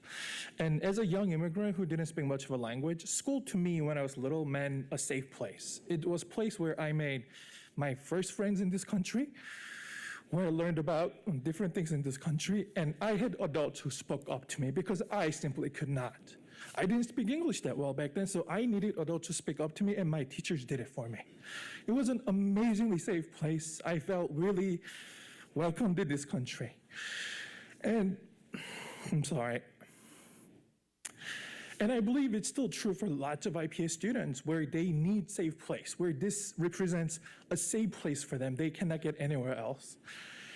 And our kids going through very formidable years through K through 8, where they are able to stay with their peers, have their own teachers, really adult advocates, having for full 8 years. I think that's an amazing opportunity for our kids. And that's one of the biggest reasons we chose to be part of IPS system. And to hear that that structure might be going away, that you're planning, that we don't know full extent to the plans yet, but to know that, that is very hard for me, and then I think it'd be a great loss for the district. And then the second thing is kind of under the name of equity, where the plans I've heard so far, it's kind of broad stroke where everything has to fit in one model. And I'm concerned about the schools that are doing exceptionally well right now, such as Sidner, where my son goes to. It's a very diverse school. There's over 60% of students are students of color. They have lots of students with IEP needs or plans, and lots of students have very unique educational needs. And school, I don't know how they do it, but the staff and teachers and principal are just amazing human beings who are really bringing equity into their everyday practice and really able to help our kids to excel on their unique ways. For example, Sidner Academy has closed achievement gap in ELS and math scores in state tests between African American students and white students. Not only that, African American students actually outperform white students in 3 of the 6 grade levels at Sidner. And I think that's truly a testament to what principal and then staff and teachers are doing there, but that's an amazing achievement that should be replicated if possible, or allowed to stay in place. So not knowing much of the plan because it hasn't been shared much, but to imagine places like Sidner will close because it doesn't fit your plan, it really, I believe, would be a great loss to my family for sure, to our Sidner community, and for the whole district. And thank you.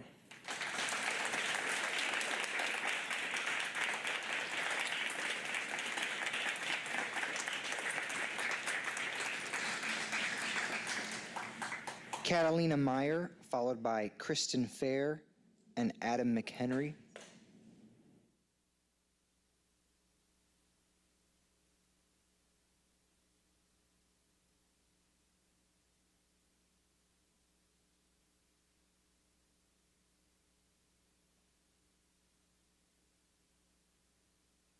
Hi, my name is Catalina Meyer. I have 2 boys in IPS right now. They actually go to school 60, and we love our school.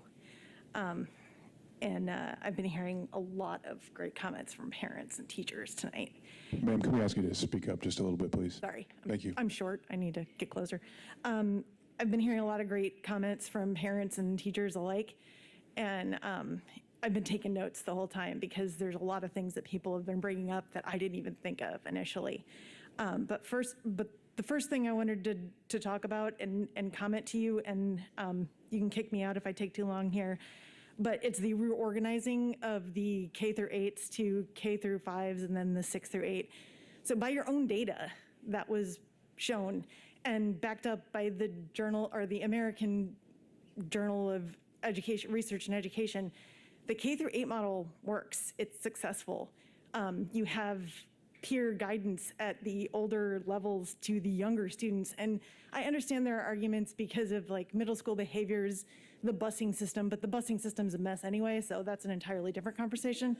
But there's a reason that all the private schools that cost an arm and a leg that I certainly can't afford to send my kid to are all through K through 8, right? Like every Catholic school is K through 8. The high performing, the successful schools, School 60, the school my kids go to, is a K through 8 school, and it is high performing. And I can't imagine what some of the kids who do have struggles, like with their IEPs, these kids have known their teachers for years and years and years. They see them in the hallways. This is a family, and it helps the kids that are gonna struggle the most get through those middle school years that are incredibly difficult. And I understand there are arguments for it, but dismantling successful schools in order to fit a new model because it's gonna save money. I mean, honestly, to me, what I'm hearing is that it's like an intentional undermining of a successful program in order to watch it fail and then have charters come in and sweep in and say, oh, well, you failed, whoops. You know, you can't dismantle something that's working. We should be building every school up to the high standards that we have for these choice schools. And that's a funding issue. Like, to me, it is sad that we need a private foundation to give our schools just the basics. I mean, who does that? It's a public school system. We should be funded by the public. I don't want my taxpayer dollars going to private schools. If my taxpayer dollars are going to private schools, I want to say in how those private schools are run. But I don't get that. So we need to fund our schools properly, and that's a political issue. But we can't be giving all our money to charter schools because they aren't. That's not what's going to help everybody. Education is not a for-profit business.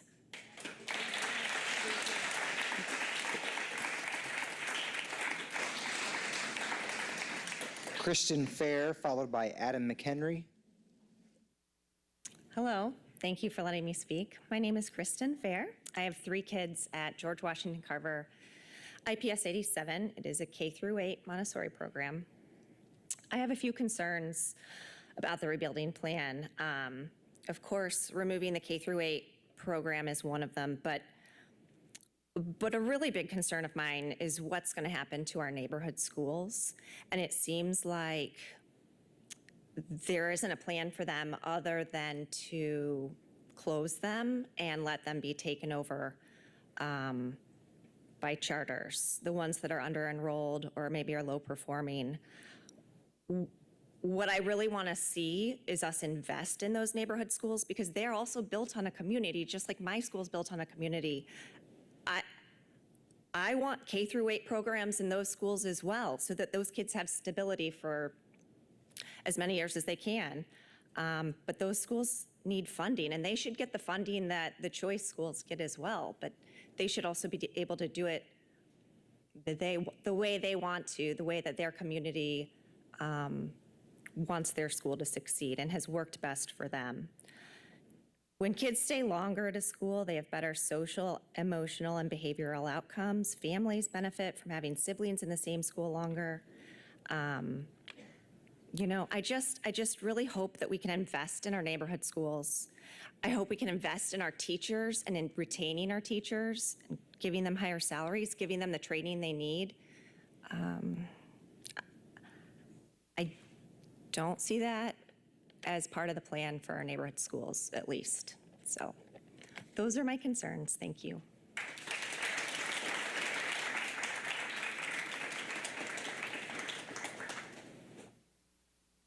Adam McHenry, followed by Casey Ziegler and Brandon Powell.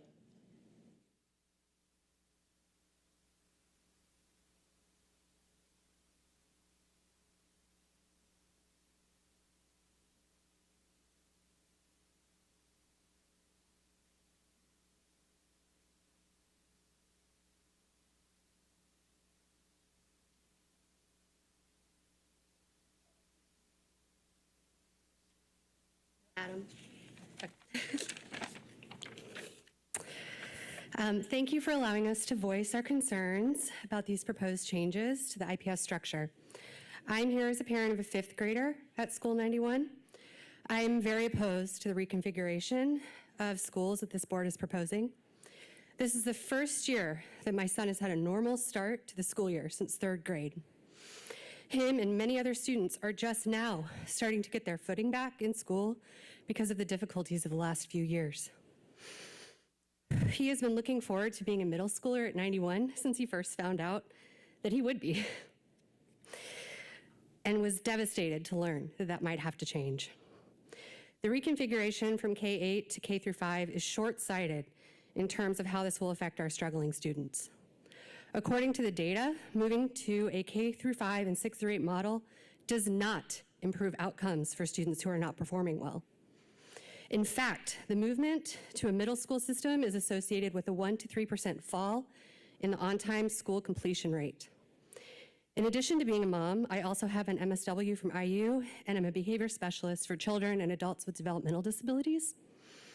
My personal experience has been that students fall behind when they transfer schools, especially those who have special needs. They lose relationships they have built with other students, teachers, and their support staff. Students with special needs have much better outcomes in a K-8 model. The research I have read supports this anecdotal evidence.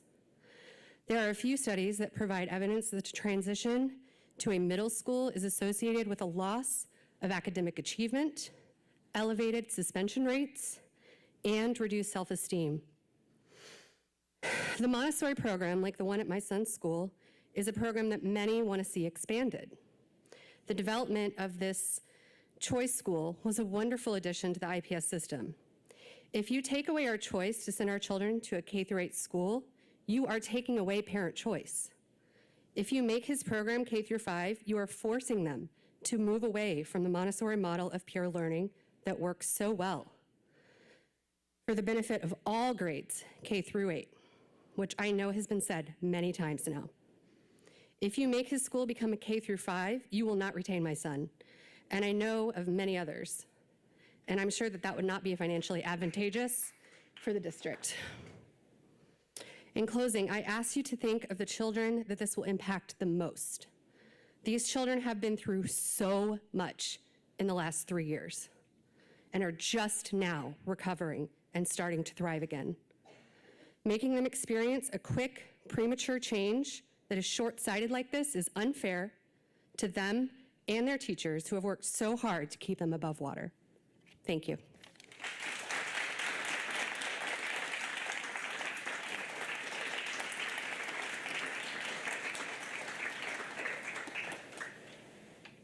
I don't see Brandon Powell, so our next speakers will be Amiko Mulholland, followed by Chelsea Wetzel and Jennifer Gray.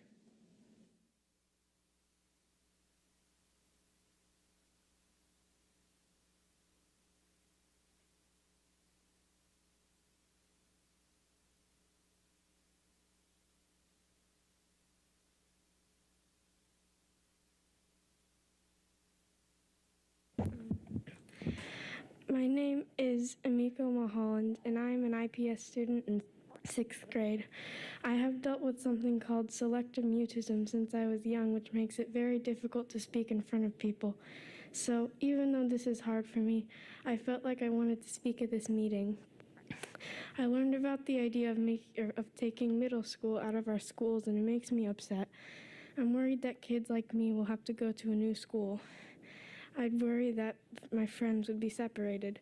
I've gone to my school since kindergarten, and it's always been a special place for me. My teachers have helped me in so many ways, and I have always looked forward to being one of the older kids. They are good role models, and everyone looks up to them. In my school, they do a lot of things that help our school, like food rescue, peer mediation, and more. It is also really hard to start in a new school. If we add middle schools, so many kids will have to go through that. The teachers at our school really care about all of us, and it helps make school feel like a safe place. Please consider what kids think of this plan when you decide what to do.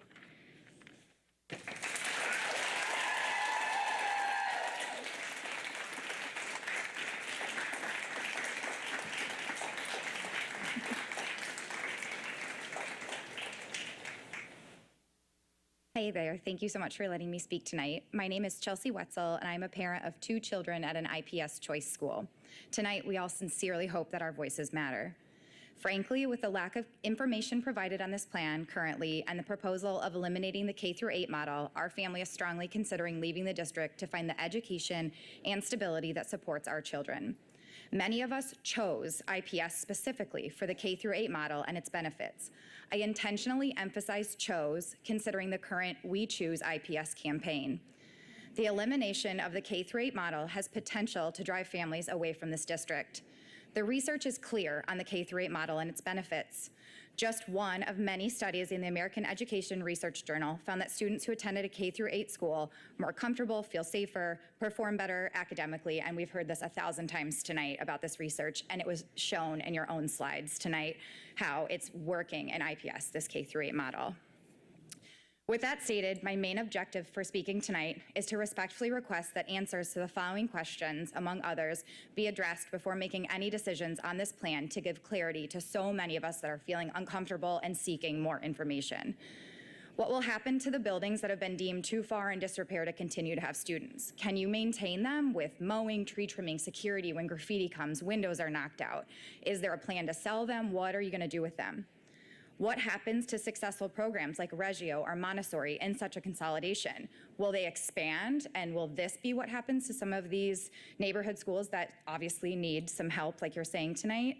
And to follow up on it, if these programs can remain intact, can we move them to some of the underutilized buildings that are maybe in better repair? Have we considered a move to all K-8? And if we haven't, why? Can that information be shared with us? Why are we not doing that? And while we have read that the buildings with low scores will likely be abandoned, there's not a specific plan presented to us, and we all feel super uncomfortable formulating any sort of opinion on this because we just don't have the information on this, especially with transportation issues and all of the things that are facing us right now. I just want to challenge everyone to remember that access to solid academic programming is certainly important, but we cannot overlook the importance of physical access to buildings in our neighborhoods and good programs right in our neighborhoods.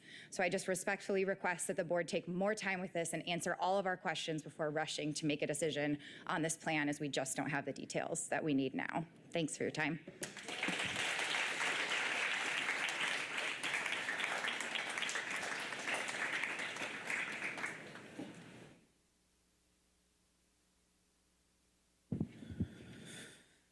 Hi, my name is Jennifer Gray, and I worked at 87 for 2 years as an instructional assistant. My son currently goes there, and he's gone there since kindergarten, and he's now in 4th grade.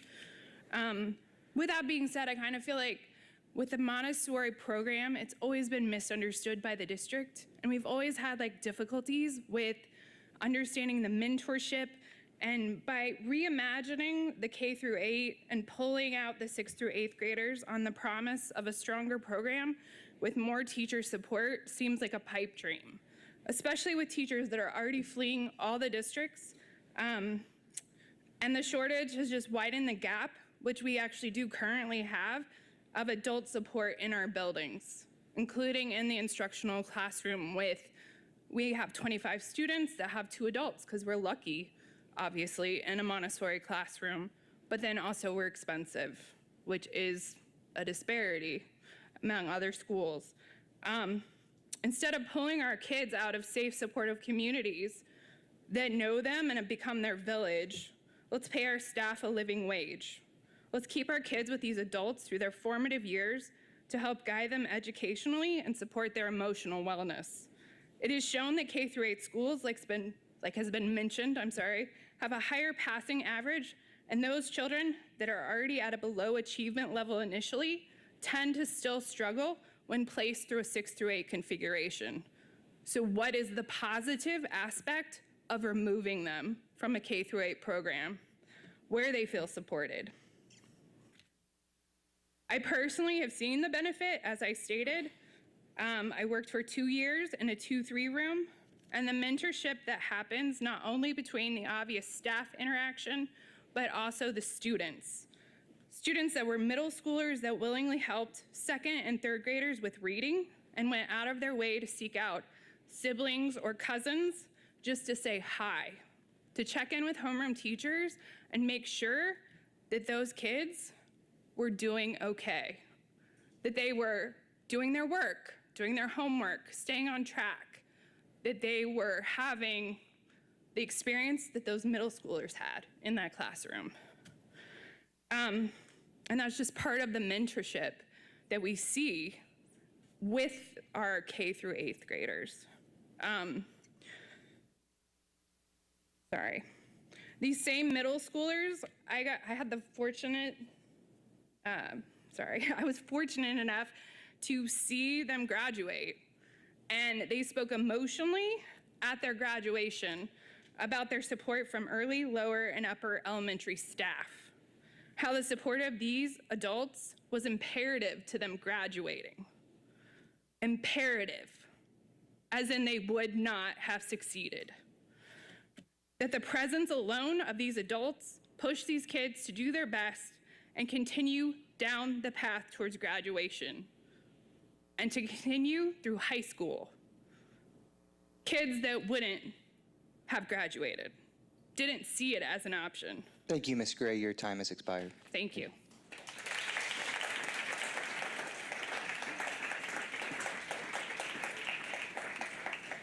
Julia Stevens, followed by Eric Busey and Ashton Bobian.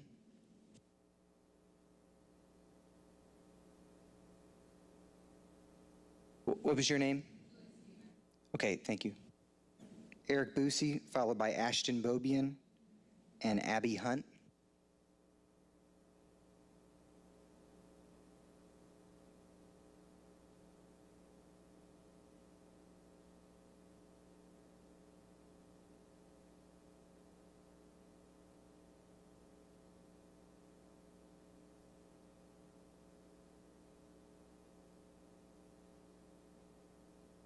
My name is Ashton Bobian, and I'm a 7th grader at Rosa McClellan IPS 91. And I'm here to speak about why I think you should not separate the schools and IPS. The reason I think you should not separate the schools is because it gives an opportunity for the younger ones to have a role model like the 7th and 8th graders. I know from experience that when I was younger, I was looked up to the mistakenly role models. Another reason I think we should keep K-8 schools is it allows IPS to offer choices schools for schools like mine. Choice schools and Montessori schools are meant to be different than traditional schools. Most choice schools, but especially Montessori schools, are set up for the older kids to help teach the younger kids. As a middle schooler, I get to go to other classrooms and help tutor the kids and help them with their schoolwork. Choice schools also allow kids from many different neighborhoods to go to the same school. This means that I get to go to school with kids that are in different neighborhoods and different races and different backgrounds than me. If you get rid of choice schools, then you can only go to schools that are in the neighborhoods. They wouldn't be exposed to the kids that may be different than them. It's meant for the kids to be together for 8 years of their life. It's meant to make unbreakable bonds between kids. It creates a big giant family. And it makes a sense of security because you have been with the teachers and students for more than half your life. Some kids don't even have that at home. In my school, our 6th grade and 6th and 8th grade are set up to help transition us to traditional high school. If you get rid of the middle school classes, how would we start that transition? Would you start in upper elementary to transition in traditional middle school? If you did, then it wouldn't be a Montessori school anymore. What is the point if our Montessori is like traditional schools? I don't like traditional schools. I would much rather be at my Montessori school. I think it is fun doing hands-on activity and sitting on rugs instead of sitting at a boring desk all day staring at a whiteboard. If you get rid of the K through 8 schools, then you get rid of the option for kids to experience Montessori schools and schools that offer different ways to learn. I think it also might be annoying for the parents if they have siblings, because then they have to go to one school and then they have to go to another school. And that might cause problems, especially if the parents have to go to work early. Having the school K through 8 makes the class sizes smaller, which makes it better for one-on-one time with a student who might need some special attention. This also means that the teachers get to know the students better and they can help them and become a big part of their life. My experiences in middle school has been great. I love it. And sure, it's more work, but it's amazing. I love being one of the oldest in the school, and it wouldn't be the same without middle school. Thank you.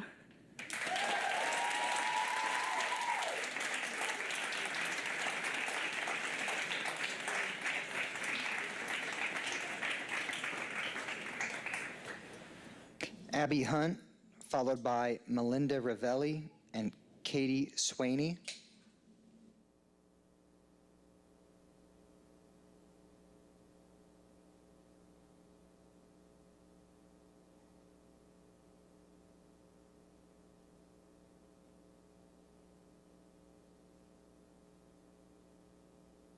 Hi there, Dr. Johnson and members of the board. Thank you for the opportunity to speak to you tonight and to this room full of people who all care very deeply and passionately about their children. I am the mother of 6 boys, ages 11 to almost 25. The first 2 are twins, and they all have gone to School 91. And I have to say that it has been an amazing experience. They're not all star students. They have had their challenges. Some of them have special needs ranging from autism to cerebral palsy to ADHD. They are all very different, but one thing that has been in common for all of them is that the people there really, really care about them and about our family. And so I would really, really encourage you, for many of the same reasons that these other people have stated who have read all of the stuff way more than I have, to really reconsider dismantling the K through 8 model and also the Montessori option. I think if K through 8 is working so well, and I know that expense is, a part of it, but I think their not just academic well-being and success, but their social and emotional stability is important too. I just think I would urge you to reconsider that and to look at replicating what's working so well in the district in other places. For many of the reasons that other people have stated, I just think the K through 8 provides a sense of security that you are not going to get in the traditional middle school, particularly for kids with special needs.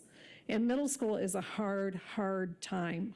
And when you remove that transition piece, they're known, they're loved, they've been together, many of them, since kindergarten. They aren't always loving towards each other, but they're more tolerant.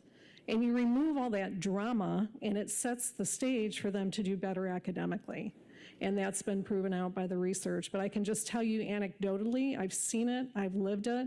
And I am one of those people too, that the 11-year-old, the youngest, is on the spectrum. Don't put that on TV because he doesn't think he is. And I'm not going to convince him he is. But part of it is he doesn't think he is because of the way he's treated at that school. And the same for the second twin who has CP and autism. I mean, he's high functioning, whatever that is. He gave a report in middle school where he talked about how he had CP when he was a baby.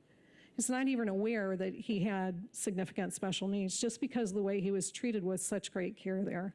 So again, the people there are phenomenal. There are people that are phenomenal in all of our schools, but I would just really urge you to look at what's working and try to replicate that instead of changing that and just build on that success. So 19 years of experience, I'm telling you, it's a great place. Other great places like it in the city, we need more of them. Please look at replicating that. I really encourage you, and thank you so much for this opportunity. Ma'am. Can the last speaker state your name for the record, please?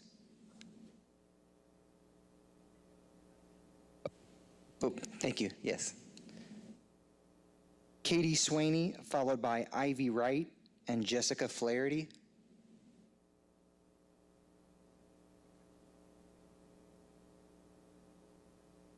Ivy Wright, Jessica Flaherty.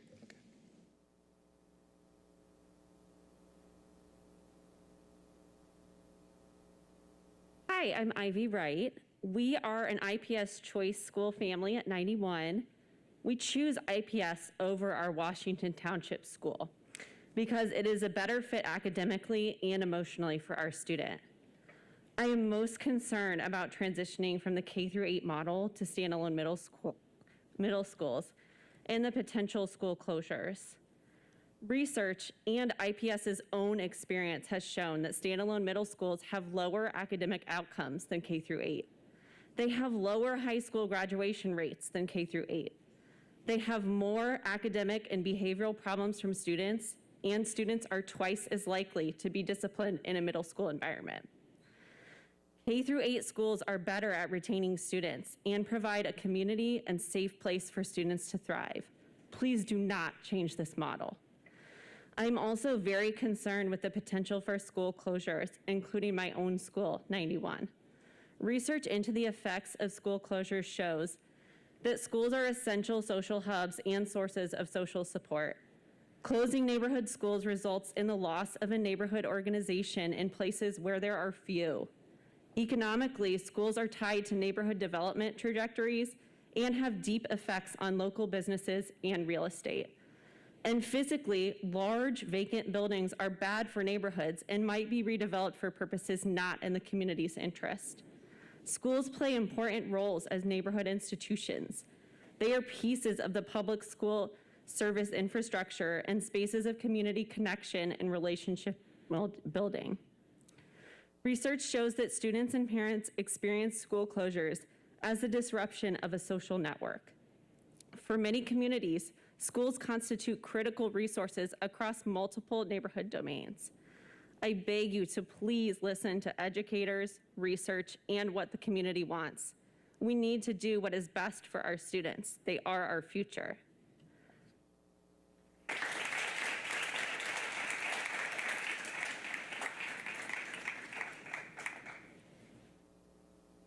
Hi there. Thank you for listening to us tonight. We appreciate your time and we appreciate all you're doing for our district. I am the parent of a 5th grader at IPS school, at an IPS Montessori school. I want to accentuate the reason you see so many of us here tonight is because, as an example, when I sign up every school year to volunteer for my school, I don't just sign up for mine. I sign up for my other Montessori schools as well, because we're a community and we do things together, and that community-centric value is what's elevated us, hopefully here as you're hearing and listening to us today. I want to acknowledge, I absolutely want to close the opportunity and the academic gaps that are seen in the IPS school district as well. I am in favor, I would love to see more Montessori programs available in the district. I would love to see more CFI programs and lab programs and high ability programs, arts programs, and Spanish immersion programs, all of our choice programs. I would love to see more of them. I believe that they're working, and I believe that every single family should have access to them, not by driving 45 minutes away, but by depending on their buses and their local neighborhood schools to do that. I want that opportunity. But I also want to say that this isn't just about closing the academic and opportunity gaps. How about the community gaps that close when our schools play core roles in our neighborhoods? How about the security and the stability gaps that close when we offer children and staff ongoing, long-term support, consistency, and foundation?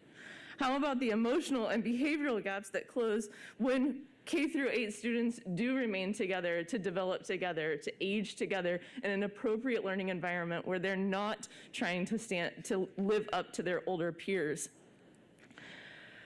I want to talk about the fact that in a K-8 model, we have peer leadership, peer learning, and ownership of their processes and physical space. We have exposure to ages and dynamics that require breadth of maturity and breadth of emotions that can only be learned in that environment. We have to also understand that we see out-of-district families lotterying to be in our K-8 programs. Districts that are also desirable, districts just townships away, they're coming to us, to our programs. That has to mean something. What do we solve in funding issues if we lose the families that we've gained in the K-8 model programming that you've offered? Personally, I attended a K-5 program at a middle school, and let me tell you, middle school is tough.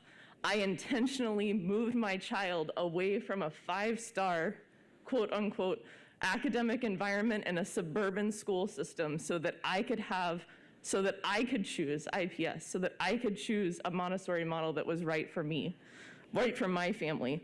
Private schools also have those K-8 models. So that leads me to believe that so much of this is just about the money. And again, what do we save if families leave? Thank you for your time. I appreciate it.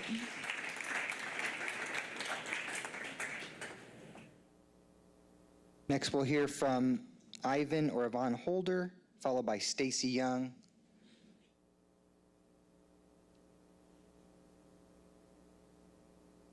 And I'll just note the timer seems to be broken, so again, I apologize for interrupting when your time expires, but you should see it on the monitor to your left as well.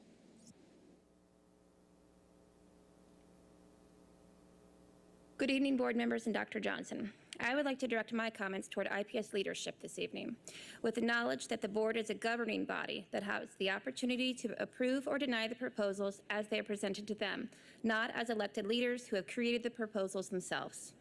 To be fair, IPS leadership reached out to their parent community in the spring of last year to ask us to be a part of something, but it was unclear as to what that something was or if it really needed my attention. The clarity of those meetings became apparent in late June with their branding of Rebuilding Stronger that included 5 proposals that bring many of us here tonight and a truly horrible survey. Let's discuss the survey and its lack of published information. Their survey was narrative in structure and couldn't possibly elicit much data other than being able to wordsmith families' agreement or disapproval of what was being offered. The timeline for completion was incredibly short and had to be extended for what I imagine was family pushback.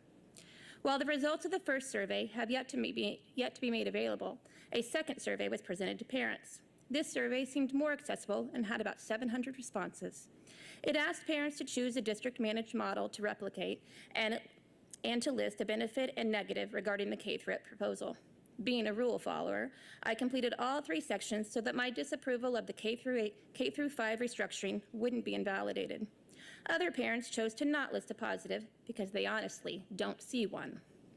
Many parents assumed this survey was a result of feedback from the first and waited patiently for data to be released. This week, IPS published that data, but it was not transparent or truthful.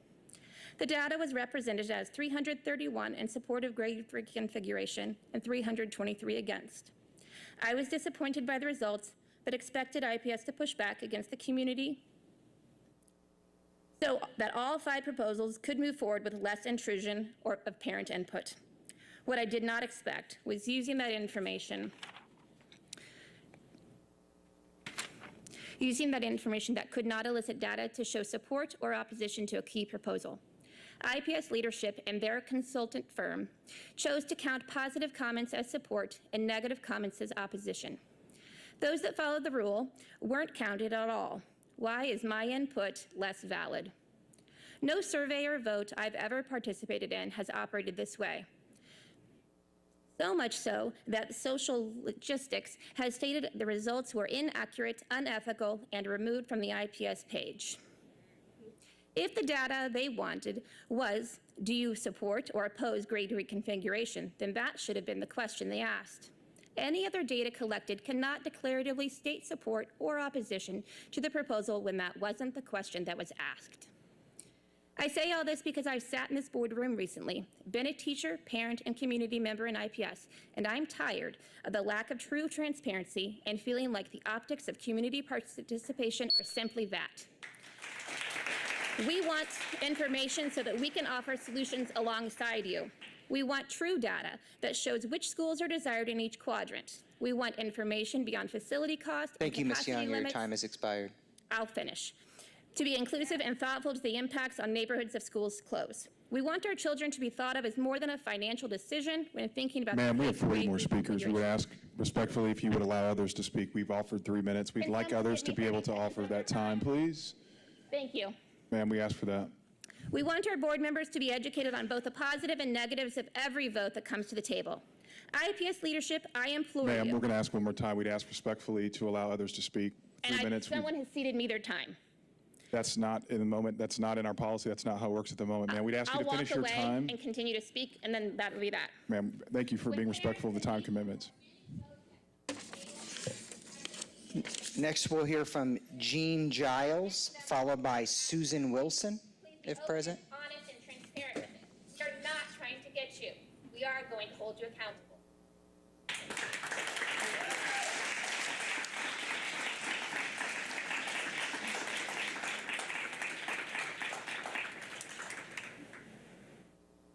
Christina Holvershorn, followed by Aaron Downs.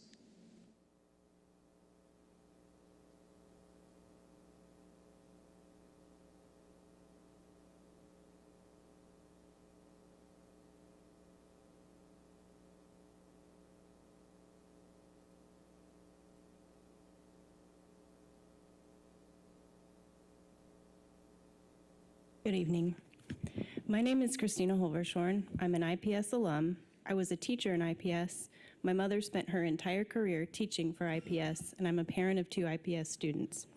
I'm also a community partner who's extensively trained a number of IPS staff in restorative justice to address inequity and disproportionality of discipline on students of color.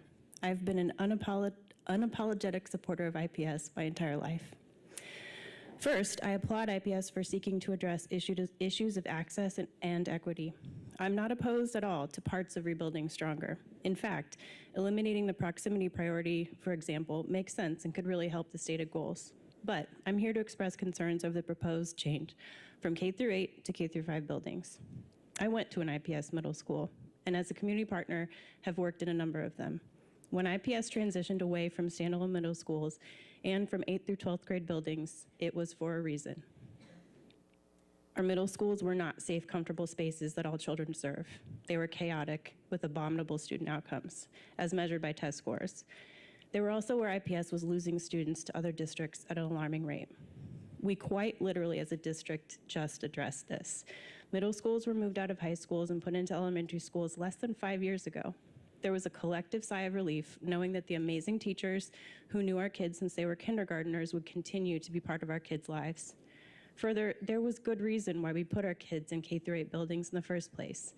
Dr. LeGrand, who was deputy superintendent under Dr. Farabee back in 2016, told us, the data has shown that them being in those buildings has not been successful. Our goal now is to create the best situation for children based on data. This also isn't anecdotal. Plenty of research has concluded that students who went to combined elementary and middle schools learned significantly more than students at middle schools. When students transition to middle school, their test scores suggest they lost the equivalent of up to 7 months of learning in their first year. On average, students tend to learn less while they're enrolled in middle school.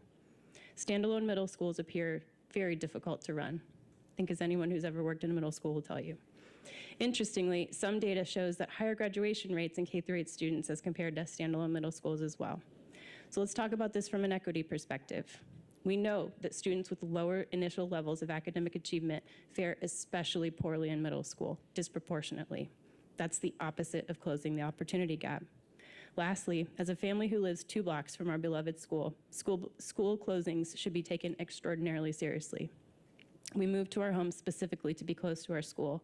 So many of our neighbors and local businesses support and connect over the school, which is a true community hub. Please be thoughtful in consideration of the ripple effects to our neighborhoods when buildings are closed or moved. As a parent, I want our schools to be safe, loving spaces where our kids are nurtured and cared for as individuals.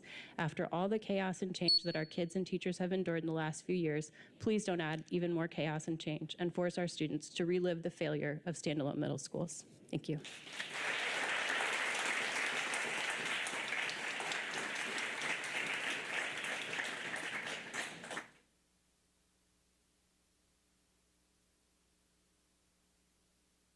Good evening, everyone.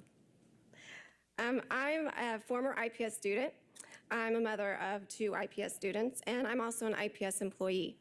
I am part of the racial equity team at my K-8 school, and what I've learned through this work is that if you're leaving systemic racism out of the conversation, that's intentional.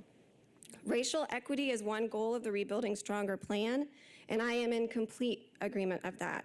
When I think about systemic racism, I am reminded of a concept I learned in IPS racial equity training with Dr. Pat Payne, the groundwater approach. If you know anything about this, or maybe you don't, check out the Racial Equity Institute.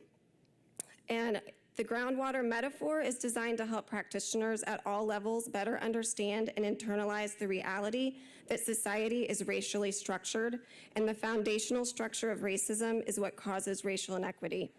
The groundwater metaphor is based on three research observations. Racial inequity looks the same across systems. Socioeconomic difference does not explain racial inequity, and inequities are caused by systems, regardless of people's culture or behavior. In this metaphor that I'm presenting, the fish are the students being labeled as underachieving, the lake is the underfunded IPS school that is failing, and the groundwater is the United States education system. The IPS Rebuilding Stronger plan treats the fish and the lake, but not the groundwater. Through the Rebuilding Stronger process, education has been talked about in business terms, as if students are commodities and teachers are factory workers. The data has focused on the money, teacher productivity assumed by test scores, and survey results of a tiny portion of the IPS community. The data is biased and influenced the solutions presented. Has the committee even considered this data point? Existing K-8 schools are already supporting the racial equity goals set forth by the Rebuilding Stronger plan. Go to your website, you can see 29 of the schools that are listed from 2019 to 2020, 45% of them are pre-K-8 schools. It is clear that IPS needs to make changes, and I do appreciate the time the Rebuilding Stronger Committee and all of you tonight are taking to hear from the IPS community. My hope is that through this change and reimagining of IPS, the schools that are pre-K 8th grade are not dismantled, then falsely have their programs replicated in a fundamentally altered structure. You cannot replicate something broken apart and expect success. Please keep our K-8 schools whole and pursue increased state funding, seek alternative financial action to reduce district expenses, all while increasing equitable access and actual services that help our IPS communities. Thank you. Ma'am, can you state your name for the record? Aaron Downs. Thank you. Next, Seth Winter, followed by Tim Schluge.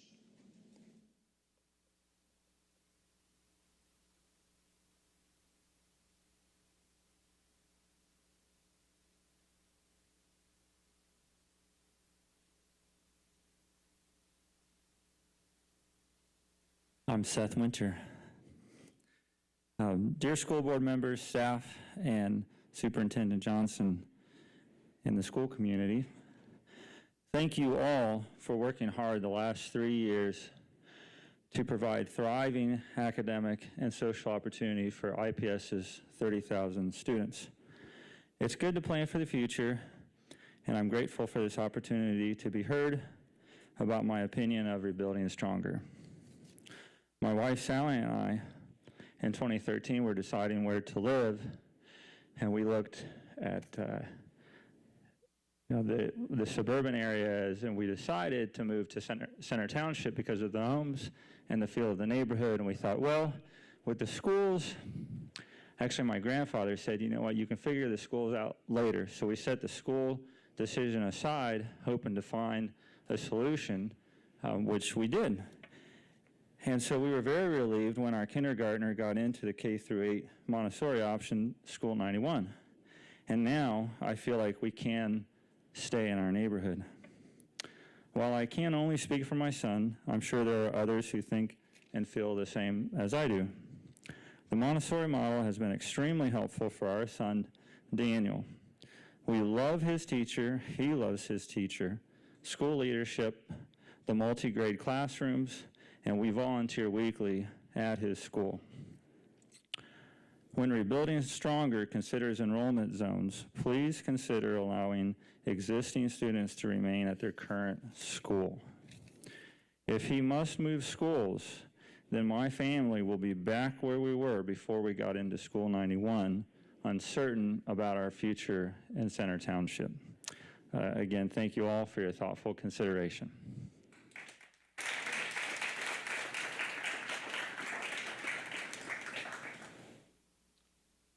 Rob Renahan, followed by Wendy Hornsby.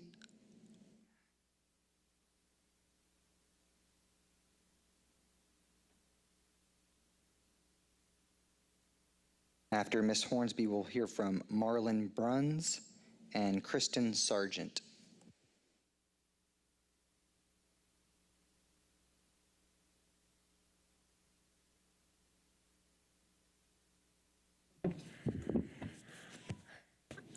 I'm a proud IPS parent by choice, one married to a career educator and a former teacher myself. We live in Washington Township, but make the conscious choice to send our 3rd and 5th grade daughters to Theodore Potter Spanish Immersion 74, a school we love and wish, if anything, would be expanded to K-8 to continue to build the wonderful community that we so appreciate and see at other K-8 schools while continuing their language immersion education. I start again by asking the board to strongly consider the value of transparency from the beginning of processes like these.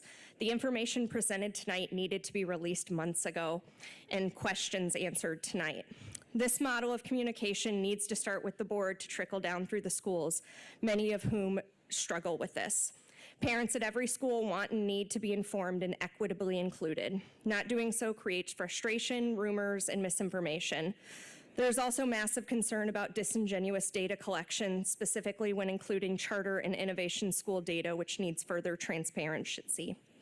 You surely know that the research academically supports K-8 education, as well as the positive results in our own IPS schools, as others have mentioned it, and we would all assume it was studied in the process of building this plan. Why is it being ignored? We understand finances. Perhaps there is a desire to model our unique district like the townships that surround us. However, if there's truly a desire to rebuild IPS stronger, why are we not looking to truly replicate successful programs, both at choice and neighborhood schools, and think outside the box for solutions to our problems around budgets, teacher recruitment and retention, student mental health, student preparation for college and workplace, and family recruitment and retention? While IPS is taking away the progressive K-8 education model in lieu of something more traditional, we are watching other districts nationwide innovate.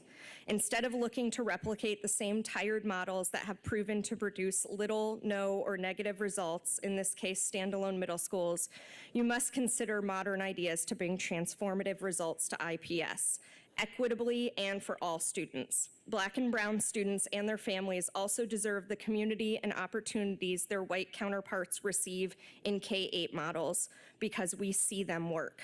Give them the resources they need. Again, I thank you for your time, talents, and commitment to true public education.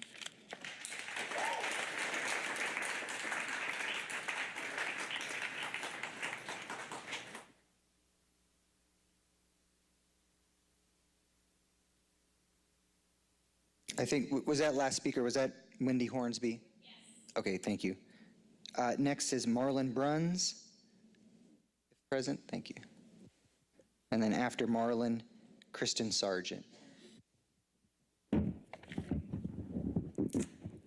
Hi, my name is Marlon Bruns. I'm an IPS parent, a former school administrator, and I worked in the nonprofit sector for over 15 years with kids of all kinds of different backgrounds.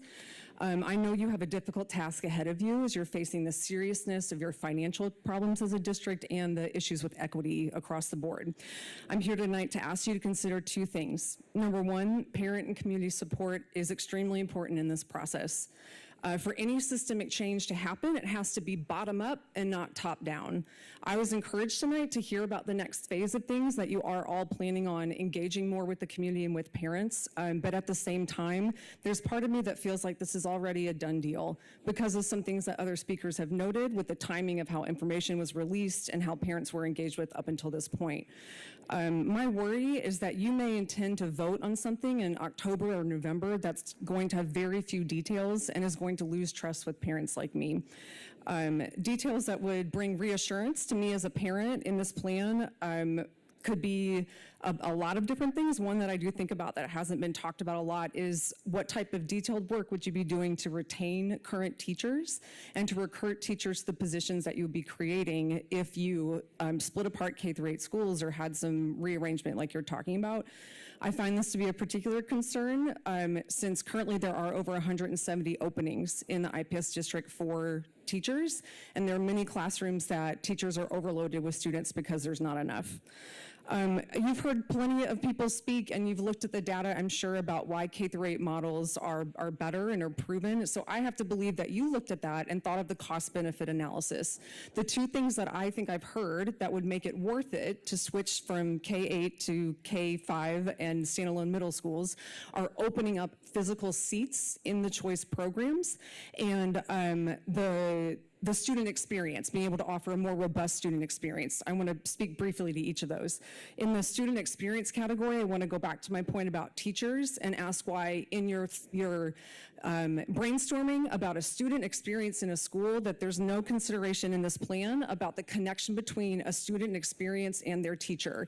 You can add art, Spanish, instrumental all you want. If you don't have the teacher to do it, the well-equipped, trained, passionate teacher, then it doesn't make a difference to that student experience. And with the idea of removing the middle schools from choice programs in order to open up physical seats, there's some logic to that I could see. The thing that I fear is that you are making an assumption that just physically opening up seats would mean that those seats are then filled by the students that need them the most. And that's actually a very complicated process. I wonder if you could look at, or I suggest that you review the district's even previous efforts to increase enrollment at choice schools among students who need it the most, such as when Kendesi closed last year, to look at those students moving to choice schools and seats that were open. So thank you for considering these thoughts and for the hard work that you're doing.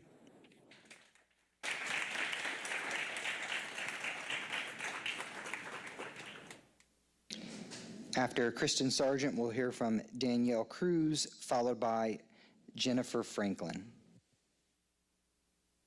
Hello, my name is Kristen Sargent, and I am a mother to 3 IPS students and also a math teacher of 12 years.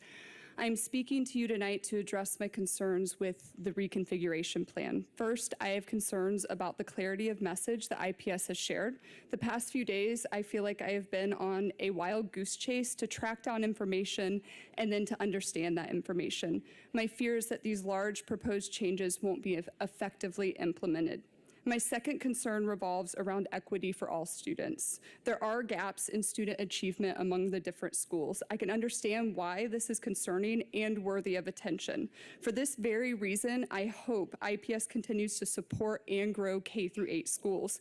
Creating more standalone middle schools is not what's right for all students. Standalone middle schools often have more behavior and academic problems, and it's easier for students to get lost in the transition. My final concern is more personal, but I believe it to be a shared concern of many. After significant research, Butler Lab 60 was my family's top choice for my children's school. One of the most important reasons for this was the K-8 model. Our kids would be together in the same school for years, having a smaller and consistent environment to grow where teachers and staff know them. Having our 3 children in the same school has solved a challenging morning transportation problem by allowing them to walk to school together. This is possible because I actually purchased my home 4 years ago to be near the school with the understanding I would have a student in the lab school until 2031. Finally, I don't believe this is a time for big changes. My 3rd grader is still behind in reading due to the COVID-19 disruptions that we've all faced. Students in all schools around the nation are still recovering from this historic disruption. Now, more than ever, students need stability and continuity and not another sweeping educational change. I humbly ask that we find different solutions than the ones proposed. Thank you.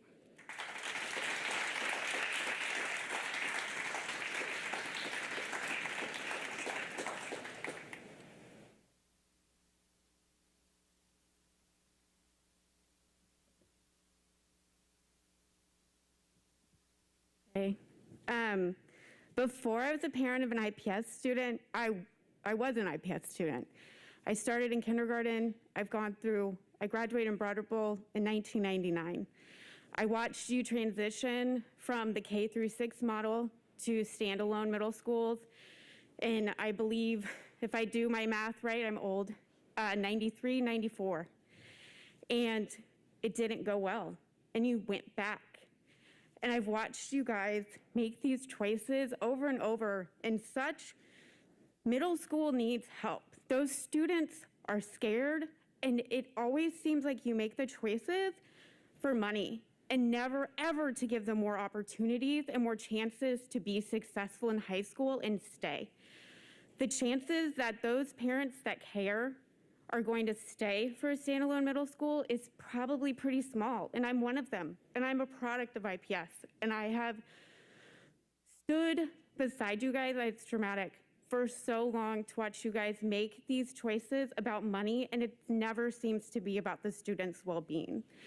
And it's really scary to just think that you're making this all over again when we're seeing that the K-8 model is working, it is successful. How can we expand it instead of just making changes that seem to just be financially focused? That's all I have to say. Can you state your name for the record? Thank you. Jennifer Franklin, followed by Stella Moody and Jesse Wild. Present.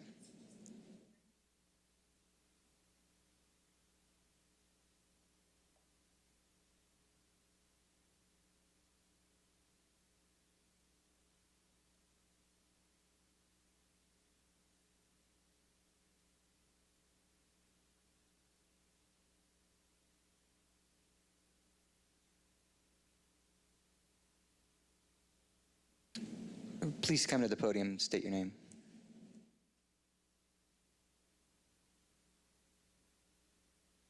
I'm Randy Fry, and I'm speaking on behalf of my daughter, Stella Moody, who's a 6th grader at IPS school. I moved back to Indiana to be close to my family who lives in an Indianapolis suburb. My sister teaches at a suburb elementary school. I chose to move away from the suburb and move into Indianapolis to be part of a more diverse community. I wanted my daughter to go to IPS schools because I saw the benefits of the K-8 model as opposed to the one that my sister teaches at, which is just the K-5 model. I was really excited. As I said, my daughter's a 6th grader now. More excited about the school because I heard parents of older children rave about the phenomenal 7th and 8th grade experience at the school. Her school fosters empathetic, compassionate leaders by allowing older students within the classrooms and within the building to model good academic and social behaviors.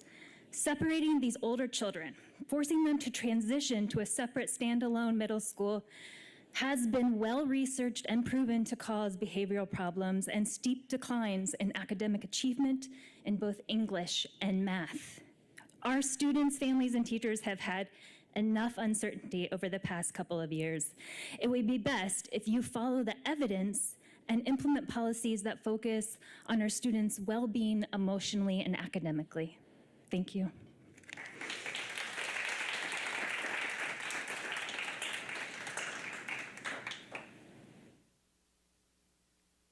Catherine Rimstedt, followed by Paul Altieri. Jesse Wild, Catherine Rimstedt, or Paul Altieri. Okay. Kim Preston, followed by Caitlin Skinner.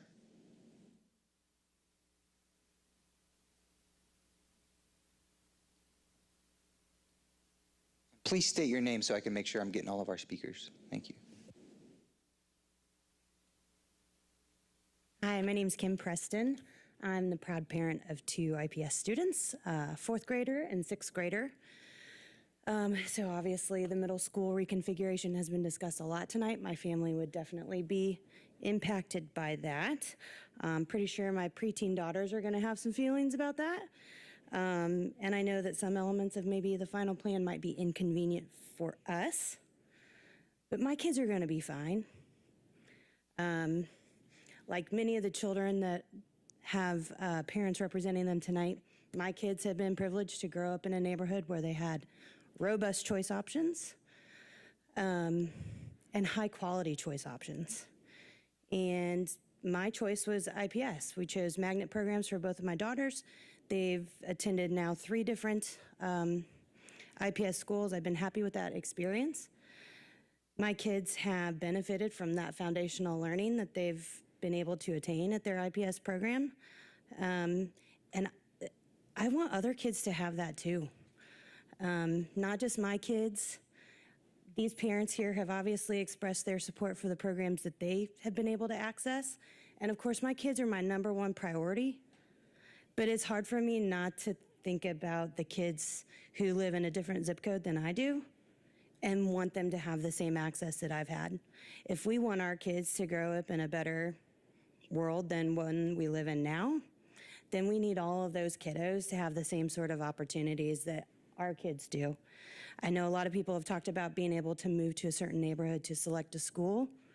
Not everybody can do that.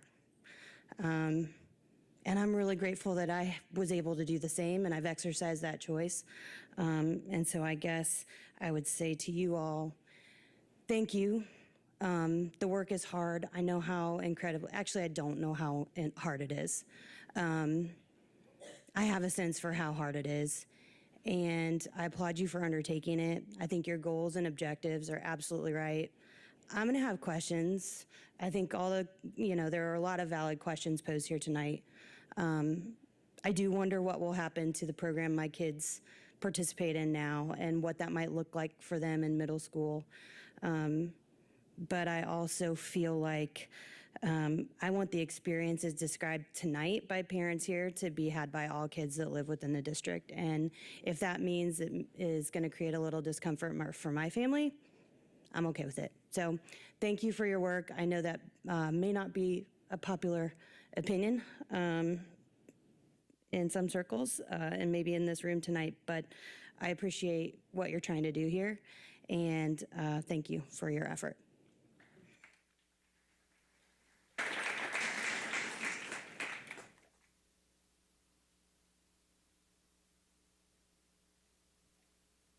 Hello, and thank you for the chance to be heard. My name is Caitlin Skinner. I'm an alumna of School 91 and a current parent of 3 students of School 91, a 7th, who you heard speak, 4th grader and 3rd grader. Now, I actually spoke to the board on a similar issue of budget and reconfiguration 31 years ago as a 2nd grade student myself.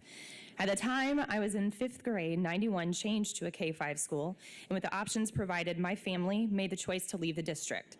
If these changes are made again, I would choose to do the same for my family and leave IPS if Montessori or the K-8 model is dismantled. It's a current concern the district loses enrollment at the middle school level now, and breaking up a system that's so clearly successful and supported by community would only exacerbate that problem further.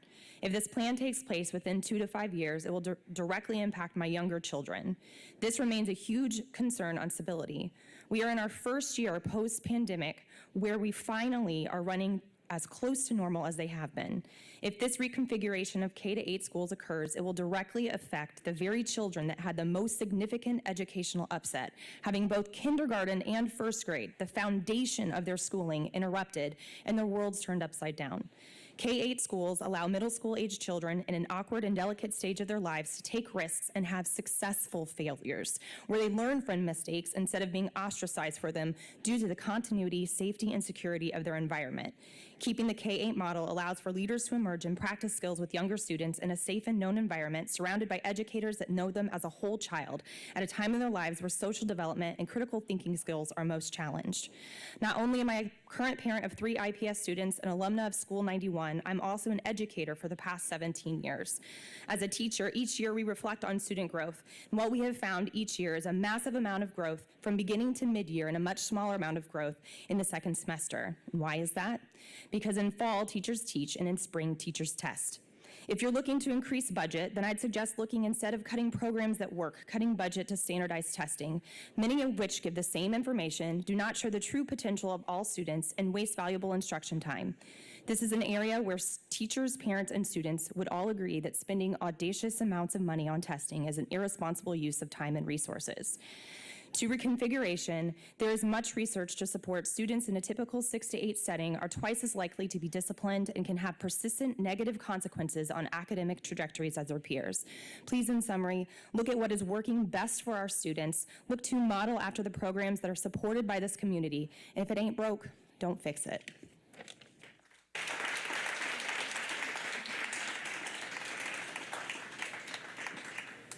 Lawanda Hardnett Rados. followed by Lauren Kanan.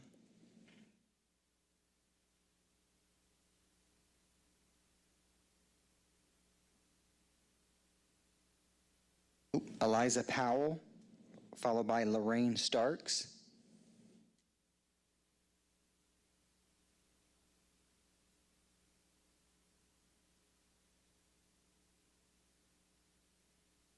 After this speaker, we'll hear from Carmen Lethig and Emily Burke on deck.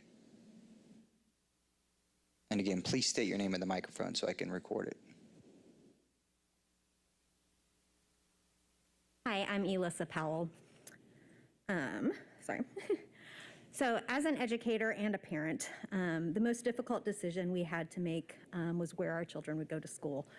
We had the luxury, not offered to many, to choose to send our kids to the schools in which I taught, where I knew the teachers would be able to see them on a regular basis and be able to support more directly, or to send them to a wonderful neighborhood school 5 blocks from our home.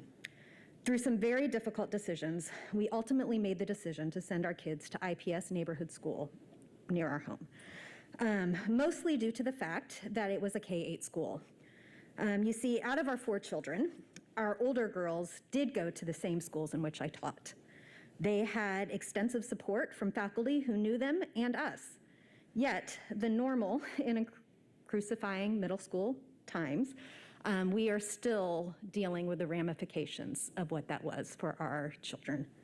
And even with supports in place, our girls still faced many of the same life changes that every other middle schooler faced.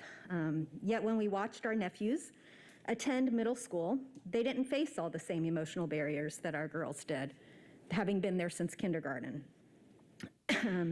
It was a place they were known, not just their parents. They felt connections to the staff because they had known them for 8 years. As a result, we decided to send our 3rd child to the school around the corner. Little did we know how significant the curriculum and pedagogy of that school would be for our son. In kindergarten, we discovered that our son had a significant learning disability and sensory needs beyond the language delays we already knew of. As I watched our son thrive the Montessori program, I recognized, given his unnerving awareness of those around him, how being a traditional classroom setting would have destroyed a lot of his psyche. He was the one who was aware of his surroundings and what others could do. I mean, this was the kid that aced his Dibble test in kindergarten because he listened to everything that everybody else said and repeated in the same order what they said, even though he only knew 5 letters. All this to say, I agree 100% that the amazing programs need to be replicated. I also believe every child should have access to K-8 schools, where they are known and have less barriers to face during their most vulnerable years of adolescence. In opposite examples of what was spoken earlier, my kids, while in kindergarten, loved their interactions with middle schoolers. They had big brothers and sisters watching them grow. And my nephews, while in middle school, took on more responsible roles, watching out for the littler ones. Additionally, when it comes to equity, I do believe we need to determine how to provide this access to all students. I ask, though, that you do not diminish the programming that exists by reducing the programs by 3 years. I believe they need to be replicated in their truest form. And yeah, so, but don't diminish what is there because you will lose the program, so.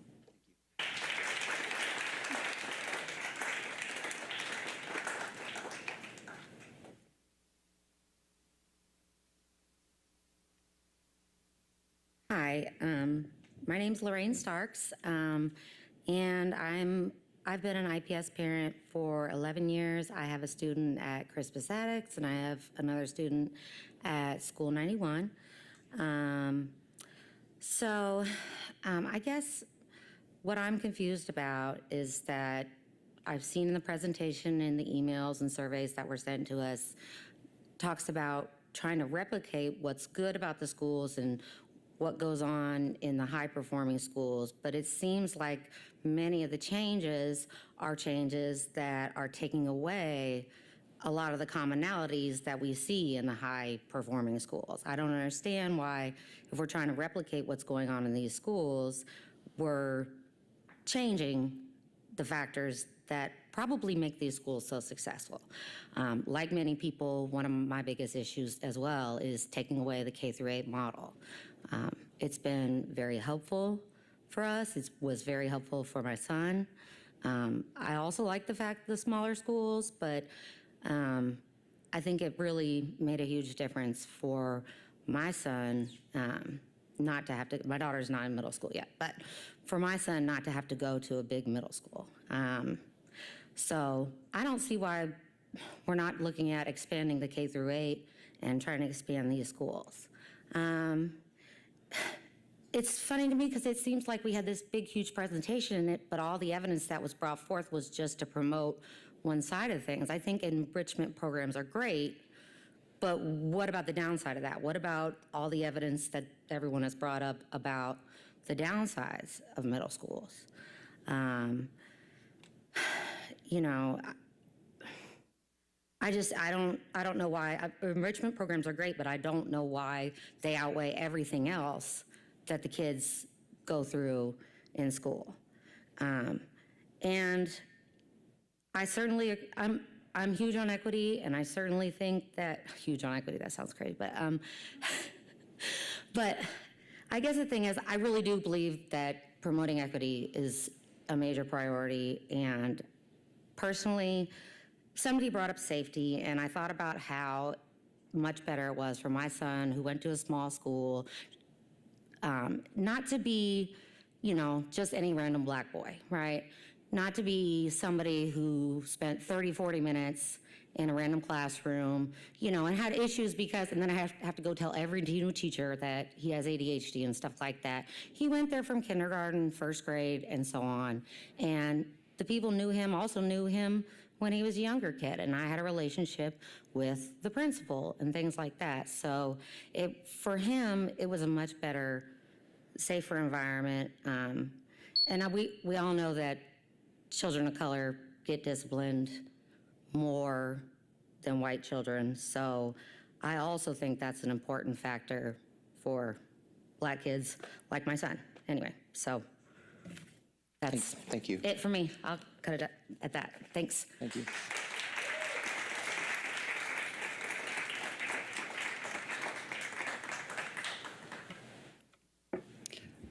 Good evening. My name is Carmen Lethig. I have two children that attend a choice school.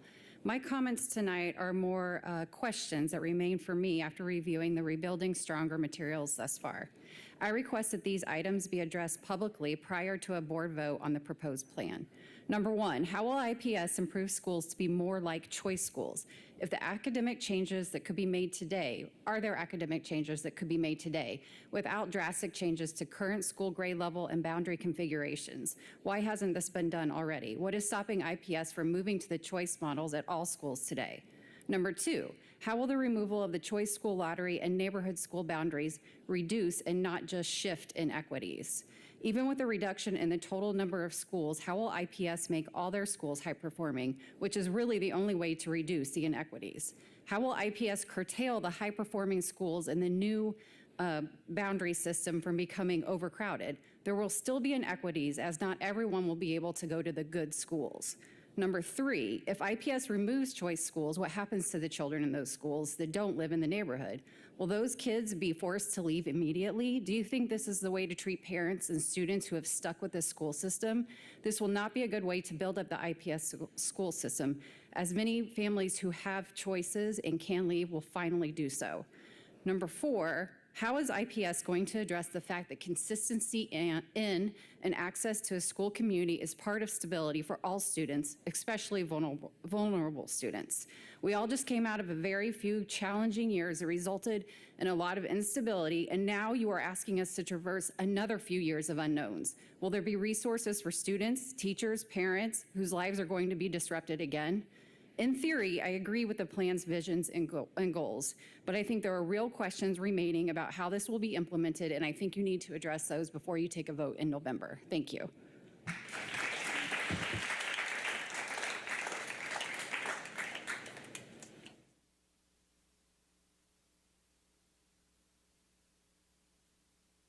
Hi, thank you for listening to me speak. My name is Emily Burke. I'm a parent of a first grader at School 91. I'm also standing before you as a research professional. So when I looked at the data that was presented tonight, I just have to say, from my heart of hearts, it was not presented in an unbiased way, and that's disappointing. I think others have spoken to the point that the K through 8 data is supported in the data that was presented to us tonight. I do have some comments on my phone, so I'm going to look down and just read through those quickly. I believe that the district should value peer-to-peer learning more, and I don't think this proposal does that. This initiative speaks of focusing on the whole child and creating navigable pathways to success, but I don't understand how implementing a subpar model will do that. As you are aware, the current K through 8 model bolsters children's confidence and social skills while also facilitating learning for younger children. The model they've grown up with thus far is preparing them to be leaders, teachers, helpers, and good humans through peer-to-peer interactions that span across age groups. This starts early in Montessori education and comes full circle when children reach middle school age. This proposal erodes that model completely. You cannot offer Montessori if it does not go through 8th grade, not in the way that it was intended. During middle schoolers' development, the last thing they need is another big change. As you've cited in the proposal, the impacts of a global pandemic, the current infringements on individual rights, and the civil rights movement itself are enough for them to navigate without making these changes that frankly won't meet the proposed aims, in my opinion. For some children, their school is the only consistent environment in their lives. Educators become like family, or at least that's what we've experienced in our K through 8 school, School 91. This plan will disrupt continuity between lower and upper level educators. You will create more communication barriers that will let more kids get lost in the shuffle. Separating middle schoolers is like uprooting an established plant just as it is about to flourish. The plant will divert more resources to reestablish itself in the new and less ideal environment. The focus during this transition will divert attention away from curriculum during a developmentally pivotal time. This is a disservice to those children, and again, research supports this statement tenfold. Why eliminate some of the most helpful aspects of our schools?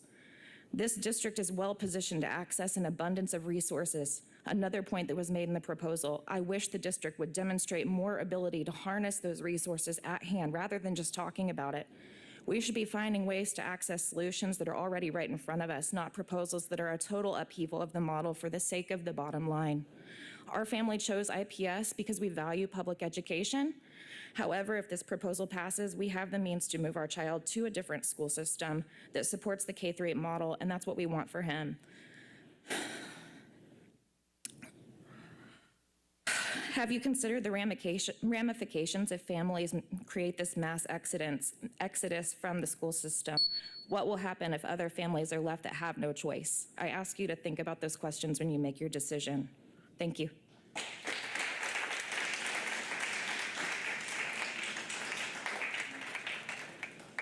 Randy Fry, followed by Kristen Herman.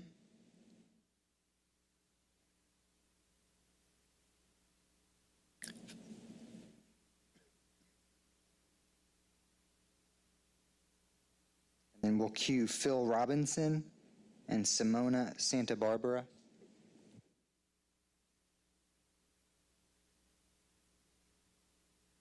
My name is Kristen Herman. I have 2 children at IPS 91, a K through 8 school. My son's been playing baseball through RBI at Christian Park for about 8 years, alongside a core group of young men, some of whom are facing challenges beyond their years. This summer, I told one of the moms how much I enjoyed watching her truly talented son play, and the only thing she said in response was, "I'm afraid I'm going to lose him to the streets." Another one of the boys on the team started disrupting practices early in the season. He's going through some stuff, the league director said. Before the boy quit the team, his mom approached me, seeing my McClellan Montessori shirt. She's young and she's gone through some stuff too. You can tell in how she carries herself. But when she talked about going to 91 from grades 2 through 8, her whole presence changed, and she spoke with fondness and with pride. She was invited back to the school as an adult to retrieve a memento with her peers. And being remembered, that's what meant something to her. Her son came back to the field later in the season to watch one of the games, and he sat way far from the team, way up on the hill, watching them work together for the win, cheering each other on, the victory, the community that could have been his. K through 8 schools are so much more than academic institutions. They are communities built on tradition and legacy. This year, my 6th grade son will help kindergartners with their library time. He will participate in the Wax Museum for Black History Month, toured by the younger students who he will then help at recess as a junior coach. If K through 8 schools are dismantled, my daughter, now in 2nd grade, will have none of those same experiences. They cannot be filled by 4th and 5th graders.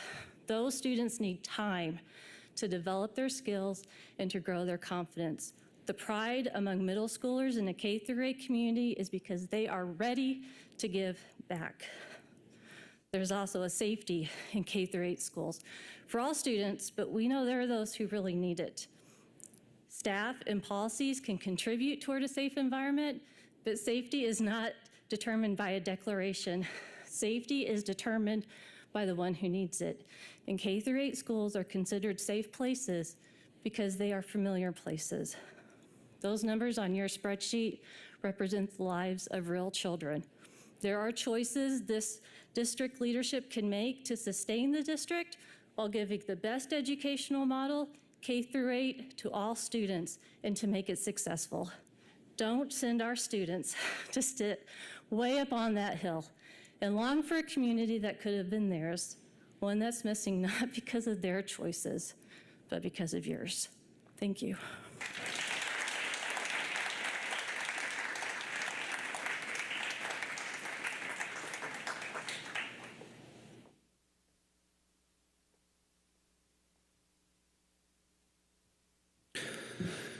Dr. Johnson, members of the board, my name is Phil Robinson.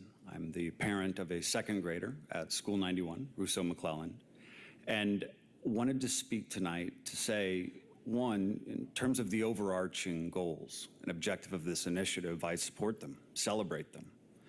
However, I wanted to speak to growing concerns I have over the lack of transparency and specificity about the details of how this initiative will actually be implemented. To give a specific example of that, the facilities assessment that took place resulted in one averaged out composite score. Right now, Rousseau McClellan, School 91, received a 69 on that composite score. Every other Montessori school within IPS received a lower score than that. The strategic pillar that says we're going to close schools that received very poor ratings on that composite score is going to be one of the things that we're going to do, which in turn would mean every single Montessori school within IPS right now is going to be closed. The details of what's that going to mean for the students, the faculty, the staff, the teachers at those schools has not been made clear. It's not available anywhere. I've pored over the documentation. And so when I think about what I'm looking for out of this initiative is the details of how are you actually going to do what you're proposing. I don't know what that is right now, and I don't think anyone on the other side of those tables behind me knows what you're actually proposing to do. My request is that you release those details, and then rather than having a vote a little more than a month after those details are actually released, well over a year into this process, we don't know the details of it. We should get, as a concerned public, more time than a touch over a month to actually look at what you're proposing, understand how that's going to affect our children, the students, the community, and you need to move back the timeline in which you're going to vote on a proposal that concerned parents and an entire community do not understand at all. Thank you.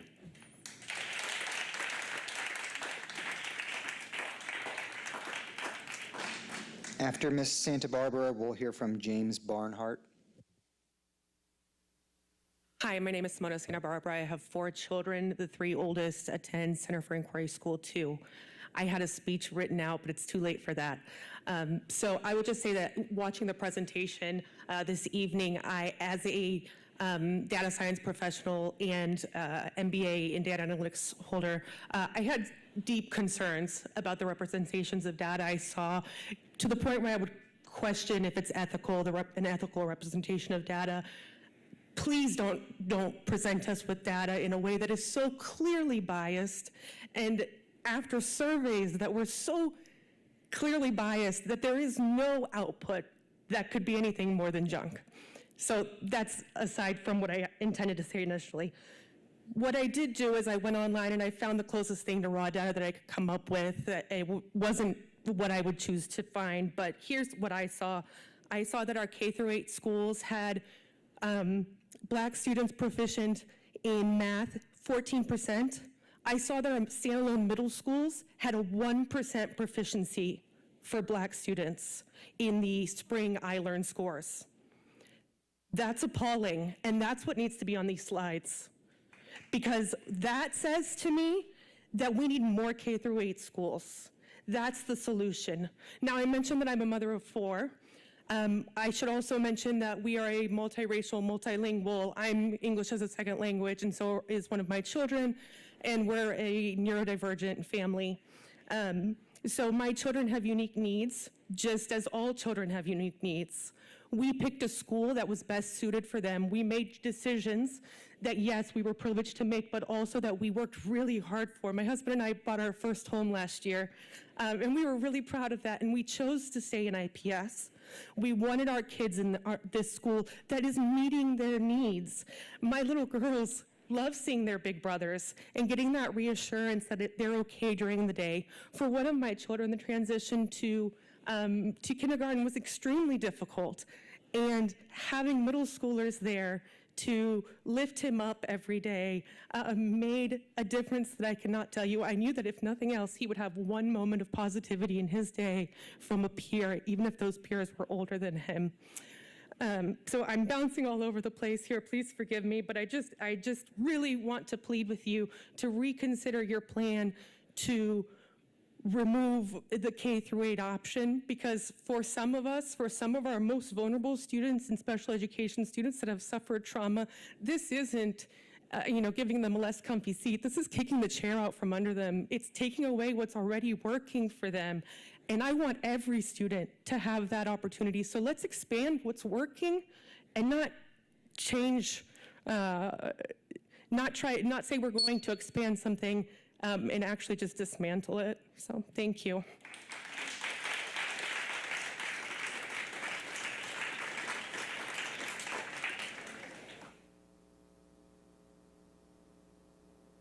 James Barnhart? Yes. All right, great, thank you.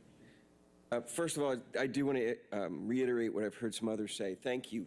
Thank you for being here. Thank you for entertaining this process. I'm a new parent to IPS.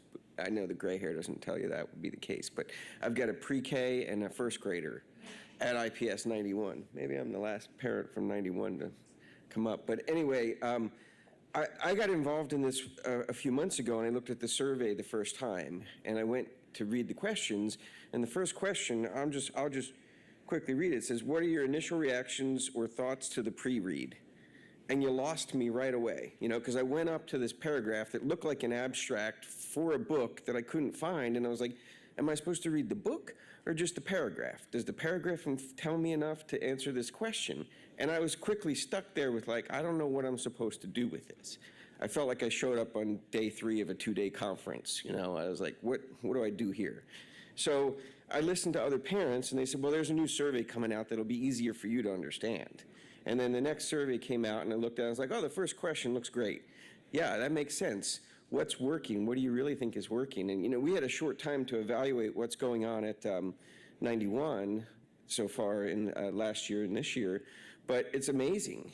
I have an older daughter that went through a school district north of here, about 20 miles, and I'll tell you this, when I went to field day at 91 and got to be a parent and see what was going on there and see how the older kids interacted with the younger kids and see how the staff and the educators interacted with the students, I didn't see that 20 miles north of here, ever.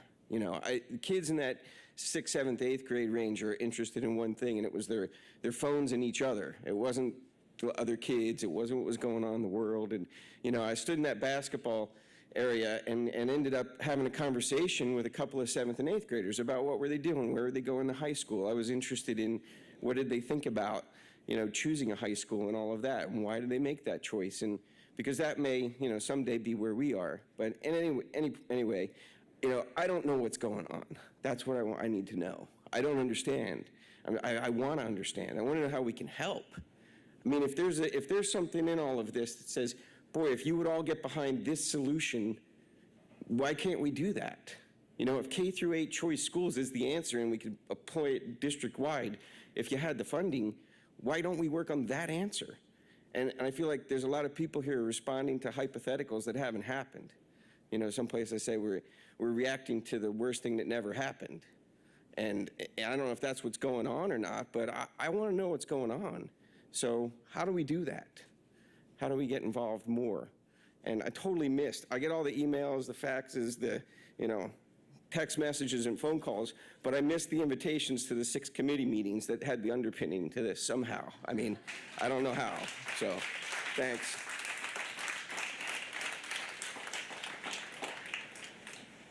President Hawkins, that concludes our public comment.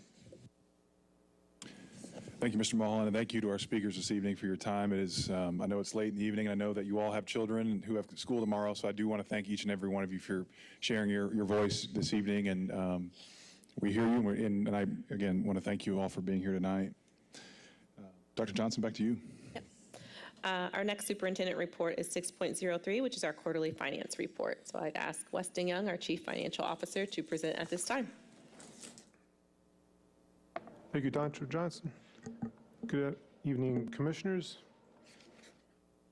All right, we're going to be reviewing 12 months of data. This is the fourth of 4 quarterly reports for the school year 21-22. Similar process, we will be having an ESSER update in the middle of this, so I'll turn it over to Andrew at that time. Just want to highlight, just for many of you, if you're interested in learning more about the IPS financial picture, this is the time, the last two months, the finance team has been working on a lot of fiscal year reports. Those are available if you click on the link at the bottom of the screen. It takes you to the central office finance page, and you can learn more there. This is a slide that we've highlighted some of our strategies on the academic and operations front. What we've added here is a link to the July board goals presentation that Dr. Morgan and his team put together just to tie our strategy and the results, and then also some of the funding mechanisms that supported that. Some of the highlights in the expenditures and funding consideration area, just want to highlight that we've had a lot of federal dollars available to us, and one of them is called FEMA. If you remember 2 years ago, right off the bat when COVID hit, we started putting together our list of dollars that was used to stabilize the district at the time. Just here to report that we actually received 2 years after the fact a reimbursement of about $500,000. So the work on FEMA has completed. ESSER continues to go on, and you'll hear more about that, but we're starting to now see reimbursements coming into the financial accounts of IPS. The other piece that we highlighted this year was some debt issuance. We issued debt in the fall and the spring. You'll see some of the cash still sitting in the bank accounts to be used for the bond projects in the next couple of years. And then lastly, on the financial reporting front, highlighted a lot of the fiscal year reports. At this time for 2021 school year, we are just finalizing our first annual comprehensive financial report, which we expect to be done in September. We'll be the first school district to have that completed, and we're excited about that as a team. When we look at the cash flow, again, this is 12 months of cash flow for last school year and fiscal year. You'll see that we started with just about $100 million. We end with about $100 million. The net surplus for the year is supported by the operating referendum. The revenues that we received there was $36 million. Without that, we'd be in a deficit mode. That is also an $8 million surplus, which on a cash basis does not reflect a couple months of billing for transportation. Just you'll see that on a cash basis. It's about $6 million that's not represented there. That was paid in July and August. So basically, it's a break even for the year. Again, actual balance about $100 million. with our fund balance policies, we're in compliance there. When we look at the expenditures broken down by the different functional categories, you can see some of the movement in some of the functional categories. Big picture, year over year to budget, our actual is in line. Without the debt consideration, which really was different in the actuals versus the budget, because of when we issued debt, we assumed a higher interest rate, and we also assumed a different payback schedule. That's the main difference in the orange, the debt service area. The other areas, you can see some of the analysis on the right, and you can read on your own time, and we can answer questions at the end. When we look at supplier diversity, this is 6 months of the calendar year. A couple items to note. We're at 15% of our spend, of our eligible spend this year versus last year when it was 11%. That's an increase for the first 6 months due to a significant purchase with an MBE that was SHI International, which was a purchase for many of our devices for students for our one-to-one technology. The other item I'd highlight is that the number and the quantity of vendors that have been used in 22 versus 21 has increased as well on the XPE side. So about 11% of our total vendors are XPE, and last year it was about 7%. When we look at our all funds cash flow, this is not just education, operations, operating funds. This is all the federal and state and local funds. A couple items here is just the enrollment dollar per pupil tuition support continues to increase. We also note that the property taxes throughout this deck, that property taxes have remained pretty strong in the Indianapolis Public Schools boundary. And then also the new line the last couple of years where ESSER has started to flow in from our $213 million allocated. On the expenditure side, there's some investments that are being made with the Innovation Network, with new schools, with a higher tuition support than expected, and also the sharing of the referendum dollars. When it comes to the transportation, we note the difference there. Next year, we anticipate that $31 million, again with the $6 million of paid in 23 in this school year. We also have a 16% increase in costs that we're going to have to incur for the transportation services for next year. So we see that 31 being an anomaly. When it's going down from the prior year, it's actually going to go up quite substantially. When we look at the cash balances in total year over year, comparative at the 6/30 timeframe, you'll see that gray section with construction and bond money, that has increased. That is mainly due because of the $16 million issued in the fall and $46 million issued in the spring that has not been deployed to support this construction projects. At this time, I'll turn it over to Andrew Stroh to give us an ESSER update. Thanks, Weston. So I know we do kind of a quick monthly update on ESSER. So a couple slides here you've seen before, just getting right to why can't ESSER solve our long-term sustainability. So I think we've tried to be clear about this over the past year and a half, that ESSER must be spent by September of 2024. Nearly 70% of our ESSER spend so far has gone toward keeping school staff safe and open. And then while ESSER is a lot of money over a 5-year time horizon, it doesn't meaningfully change IPS's restore story. So in other words, it is not a long-term solution to financial sustainability challenges. We went pretty in-depth last month with tutoring. Obviously, that's a massive initiative from an ESSER perspective. We did a pilot program last spring and are excited that we are launching a number of initiatives this fall. And so the IPS Tutoring for All, which is launching in September. So we have more than 3,300 students registered for that mid-September launch. Again, that is virtual tutoring with our partner Tutored by Teachers. So that is exciting. That actually is exceeding our goal. And we can offer that to as many students as want to sign up. So to Dr. Johnson's earlier point, we've been blasting that out. I've had billboards, a truck driving around with billboards on it. And so have been excited to see the signups there. And then IPS Tutoring for All October launch. So due to the popularity of the first sign-up wave, we are launching a second cohort.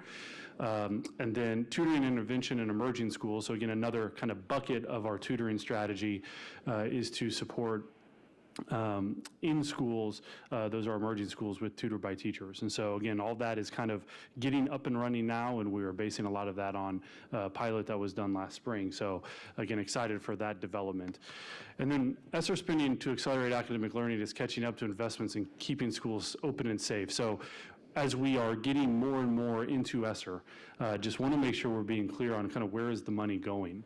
And so obviously the first year and a half of this, as we were continuously navigating COVID, you know, a big chunk of that was going to keep schools open and safe. So things like nursing contracts, right, to ensure that, you know, schools had nurses and just other things that we've brought to this board. Now we are getting to the point where we are able to hit that second row, accelerate learning in ELA and math. So for example, tutoring, right? We're able to start to really push more dollars into that.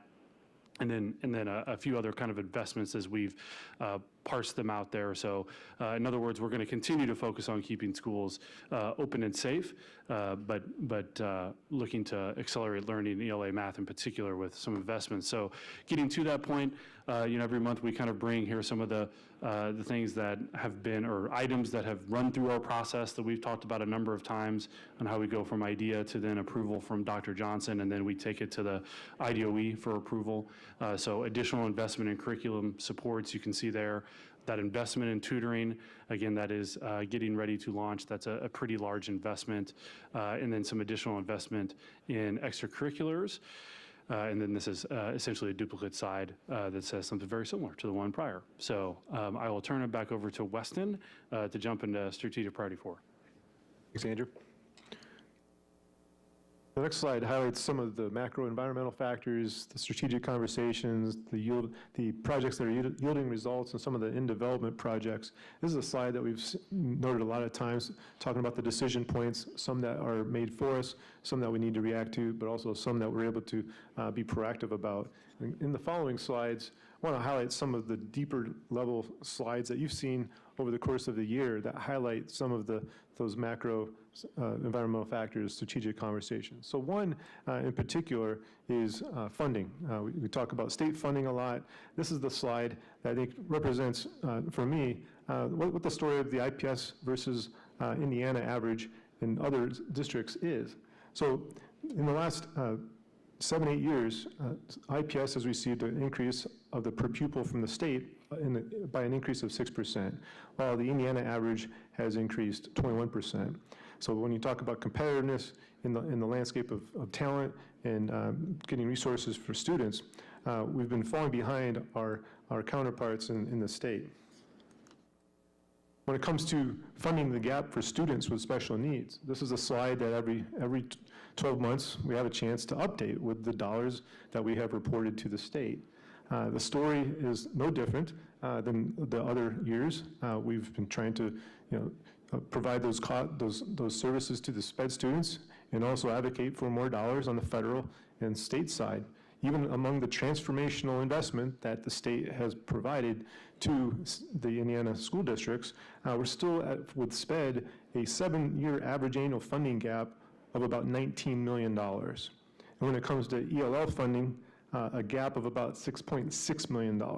So again, about $26 million is funded out of the general fund or the education fund, not intended necessarily for the general fund. It's, we are having an encroachment on our education fund for services that are not provided funding for by the federal and the state. So continue to look at 10% of our state tuition support is funding other needs. Another area that we've talked about this year is inflation. 40-year high, food costs, energy costs, fuel costs, construction costs. The section in the middle there, when it talks about the economic shocks, many of the people that are here tonight, they're talking about the impact on families of a future-facing project. But this inflation and this COVID impact and the economic impact has been substantial. And in IPS, the mobility of the enrollment is impacted by employment disruption, the stimulus payments that are greatly needed and have been needed, the labor and material shortages, and lastly, the eviction moratoriums. This is something that has impacted IPS greatly and is something that, a plan that we're putting forward to the community, I think really addresses on the mobility side for families that have struggled a lot in the last couple of years. When we look at teacher investment, we heard a lot about that tonight. 38%. A teacher in 2014 who's still with IPS, on average, is about 38% higher in wages, and that's after 4 or 5 years in the early 2010s where there were no increases at all. This is born strictly because of the operating referendum back in 2018. As evidence of that, the total average compensation for certified teachers has gone up from $58,000 to over $70,000. That's a 17% increase. When it comes to school leaders, it's gone up from 91,000 to 121,000, a 26% increase. And what we have done as far as decisions to stabilize on our cost side, we've looked at the underutilized buildings since 2017, sold and received $25 million to help our bottom line, which has also annually reduced our facility maintenance. In transportation, we've had $72 million of cumulative savings since 2017 through a number of initiatives. With facilities and energy management, we have energy management cumulative of $1 million since 2017, and custodial staffing, $15 million cumulative savings. The utilities, just have to note, doesn't look like a lot, but I think when you look at what we've done as far as cost avoidance, it's almost 26% cost avoidance. We've also noted many times with our team the awards that our team has had with Energy Star Awards with our buildings and the Better Buildings Initiative. When it comes to system modernization, if you talked with our IT team, our finance team, HR team, our ops team, there's just a commitment to service and automation and trying to make it easier for internal and external stakeholders to do business. And then lastly, our health insurance and wellness. We've controlled costs, again, while increasing access to quality providers. So that's what we've done to allow for the investment in teachers to be more sustained. Other areas of revenue that we've been able to strategically align our resources for is for interest income. Interest rates have been drastically low, but over the course of years, we've strategically aligned those to generate more interest income. On the textbook rental, we've been adopting textbooks after years where we were not, and the rental rates were decreasing. Even the state reimbursements has fluctuated, but we've been able to sustain that. When it comes to Medicaid reimbursement, this is something we've strategically aligned at the teacher level, at the provider level at the schools to inform and train them so that we can increase our Medicaid reimbursement. Over the course of years, you saw that it went up about $1.5 million, up to $2 million or so. It dropped down this year, but we're still sustaining a higher amount than we were in 2015-16. And also grant contributions. A lot of this from the collaboration, the functional leadership that Stephanie Bailey provides to help with our grant contributions and connecting us with corporate and just donors who have an interest in IPS and their students. Then you see the sale of property. All told, in 2015-16, when we were getting about $5 million at the time on all those areas, we're now increasing the revenue sustained over the course of the time to about $8 to $9 million. We talked about the transportation and the facilities utilization. These are graphs showing some of the numbers of what our projected costs would have been on transportation and what we've done since 2017. Utilities efficiency, custodial efficiency. And lastly, arriving at the waterfall chart, which doesn't show much change from the last projection. But what has increased are two things. And one is the property tax assessed values, the wealth of the real estate that people hold and pay taxes on.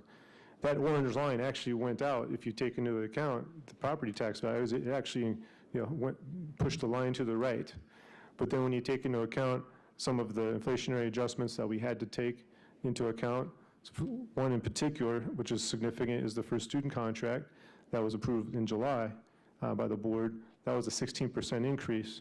for the following year. So that cash came back to where it is on the graph. So a lot of movement right and left, but it came back to about the same that we've been projecting the last 3 or 4 months. But again, reminding the public, 2 lines, the ESSER update that Andrew provided, that first red line showing there is an end to ESSER, to have that backstop, that line of credit available to support our initiatives, then also that second line on the right, which is our 2018 referendum that ends in 2026. So some key messages we want to take away is the time-bound revenues, such as the operating referendum and ESSER, have supported our strategic initiatives, our instructional and operational supports for students. And also the IPS has accumulated operational savings since 2017. And we must continue to manage the increasing costs of our goods and services while advocating for sustainable revenues. And then lastly, within the context of rebuilding stronger, we need to seek long-term sustainability that will require prudent decision-making and also responsiveness to our community. At this time, turn it over for any questions. Weston, thank you for the presentation. Commissioners, any specific questions regarding the quarterly financial update? Commissioner Pritchard, start there and work our way around with that. Thank you, Weston. A few questions I wanted to ask you. I know that Title I funding has gone down the last year or so. When do we find out how much the Title I funding will be in this school year, 22-23? Good question. We actually just received our planning allocation last week, and it's about the same as it was last year. So it was about 16 million last year. It's about 16 million this year. Okay. Well, that's good. Good news. XBE vendor percentage, do we have a goal every year? I know we're doing a little bit better this year than last year, but what's the annual goal? Yeah, we do not have a goal. The revenue for interest and Medicaid went down quite a bit. Why did those two decline so much? Interest income, mainly because of the significant drop in interest rates the last couple of years. And before the bonds were issued, our cash was probably at the lowest that had been. We've been managing it. So interest income is that reason. The Medicaid reimbursement, there's some delay in when Medicaid reimbursements are provided. So if you think about COVID and you think about services being rendered in front of somebody, when we were in and out of school, that had a drastic impact on Medicaid reimbursement. That's, I think, the main tie into what we've experienced and the delay that you see with the reimbursement and the drop in reimbursement. So is it a timing issue and it'll catch up later, or is it this is where it will end up? I think it'll get back up to the 2 million. The reimbursements at times are 6 to 12 months behind of when the services were rendered. So if you think about what was happening even in January of last year, of last school year, I mean, we were just coming out of schools actually being in school 100% of the time. Okay. Then one last question about the tutoring. I know last time when we had the presentation, there were a couple other providers, I think local universities. Are we not using them anymore? Are we only using tutored by teachers? Or are we still going to use those other two providers? Yeah, good question. We're still using those. I don't know, Dr. Morgan, IUPUI is one that we can dive a little bit deeper into next month. But yeah, still utilizing those. Still utilizing those two? Yeah, they're just a little bit smaller in scope. Okay, because I only saw the information about tutored by teachers just because they're doing a majority of the tutoring, or are they doing the fall tutoring, the other groups are doing the spring, or what? So Tutored by Teachers is doing the Tutoring for All initiative. So the one that you're seeing in terms of how we're able to provide that for all, and some of the in-day services that we're doing. But then some of those other providers are supplementing in some of the schools that Tutored by Teacher will not be doing the in-day. Like in-day will be mainly in our emerging schools by Tutored by Teachers. But Tutored by Teachers is doing the Tutoring for All initiative. Okay, thank you. And it sounds like we've got a lot more interest than we did in the spring, although that was just a pilot program and this is the whole. Is there a cap on how many? On the tutoring for all, no cap. No cap. As many as can sign up. Thank you. Thank you, Commissioner Pritchard. Commissioner Collins.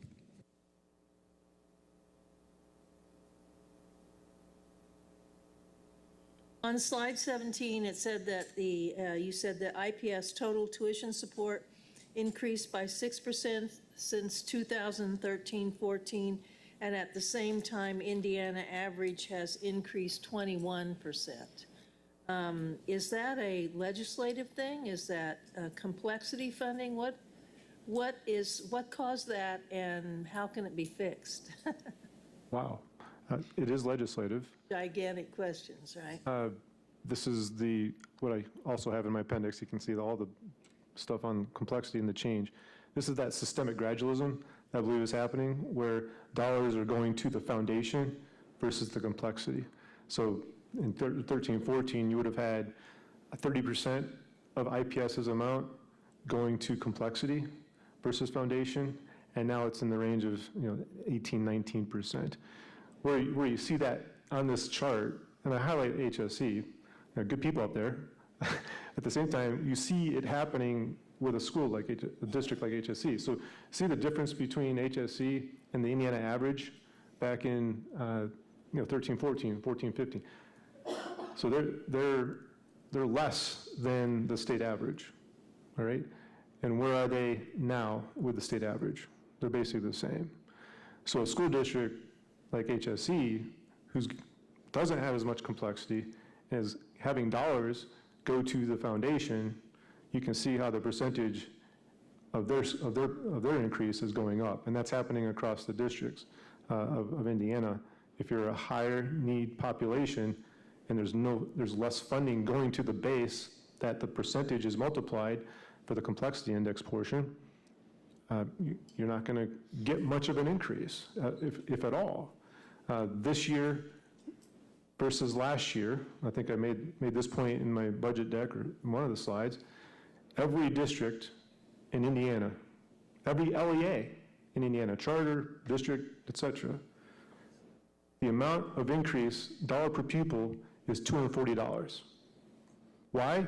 Because the percentage of complexity didn't change, and the complexity base didn't change. So nothing changed for IPS on the complexity, nor for Logansport, nor for Kokomo, nor for Marion or Gary or whoever. No, nothing changed for Zionsville either. But guess what? They didn't have anything to change. So everybody got $240. Zionsville got $240, we got $240, and everybody in between. How does it change? We got to fund the complexity base. You got to have a direction towards funding need. And until that happens, this will continue, and the systemic gradualism that I'd say is intentional potentially is going to have something that bears the local taxpayer of IPS to pick up the tab. Just like if you look at the SPED difference, it's a federal mandate, it's a federal program. States picking up some of the tab, but who's left picking up the tab? The local taxpayer. So at some point, yeah, it's legislative. It's a legislative budget. We can have the IPS Foundation go and try to fill the gap, but I'm defining the gaps. There's a significant gap between the HSE and IPS and student experience. I can guarantee you that. I can also guarantee every district has a SPED gap, and every district who has ELL probably has an ELL gap. So at some point, legislatively, fund the SPED gap, fund the ELL gap from a state perspective. If the state's perspective is not going to fill it, the local taxpayer is going to have to fill it up, or do without, and say why do we not have the funds just for gen ed?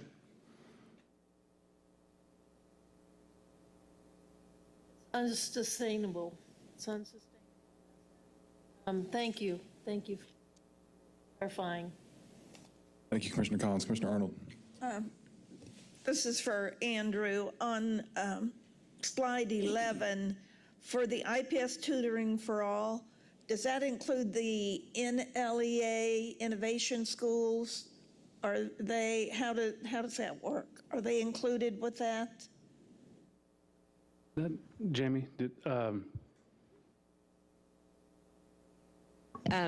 Excuse me.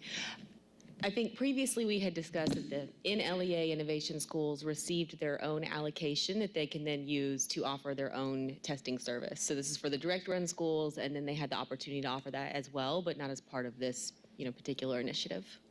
Okay, so this only includes choice schools and district neighborhood Direct schools? run schools, yes, ma'am. Okay, thank you. Commissioner Allen. Thank you, Mr. Young, for the presentation. I was not aware that we do not have a goal, particularly as it relates to our ex-MBE, so I would encourage the leadership going forward that we figure out a way to have a goal. I'm a firm believer that who we give our dollars to is who we give our power to, and I know, and I agree with my colleague, Vice President Moore, that we want to encourage our ex-BEs to donate to our foundation, but we also have to make sure that if we have an opportunity to give them business, that to support them, that we do everything that we can to support our minority-owned businesses. So, thank you. Thank you, Commissioner Allen.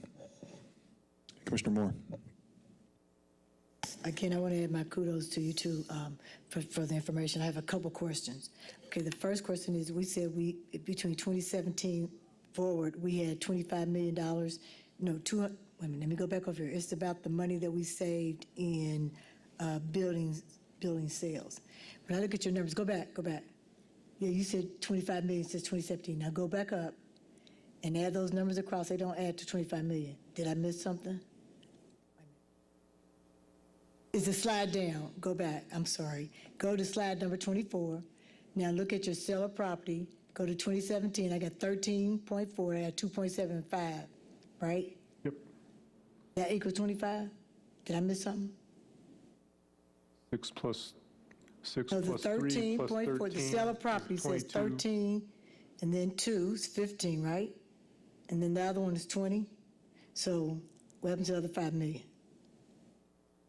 So 5.8 is, I'm saying 6 million plus 3 million plus 13 million plus 2 million. You said 2017, so I'm starting at 2017, right? I'm not supposed to start at 2017?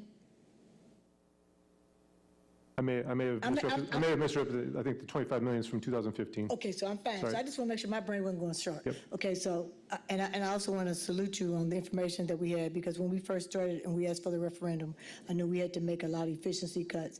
And I noticed that in your charts here, we talk about a lot of the initiatives that we have.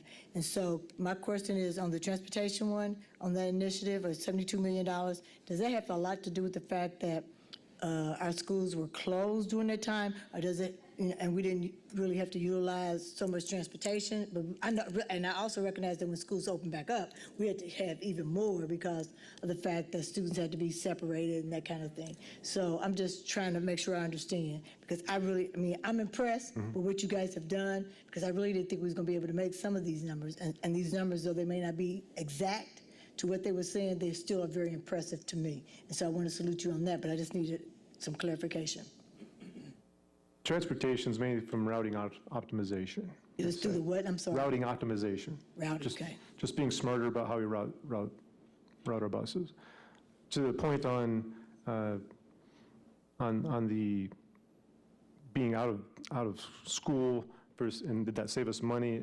It really didn't, because if you remember in COVID, it was like, hey, keep paying your vendors because we got to keep paying people. And if you're getting ESSER, they wanted you to keep everybody getting paid, because we need to keep the economy going. So at some point, the being out of buildings was not a savings, but maybe turn to Zach.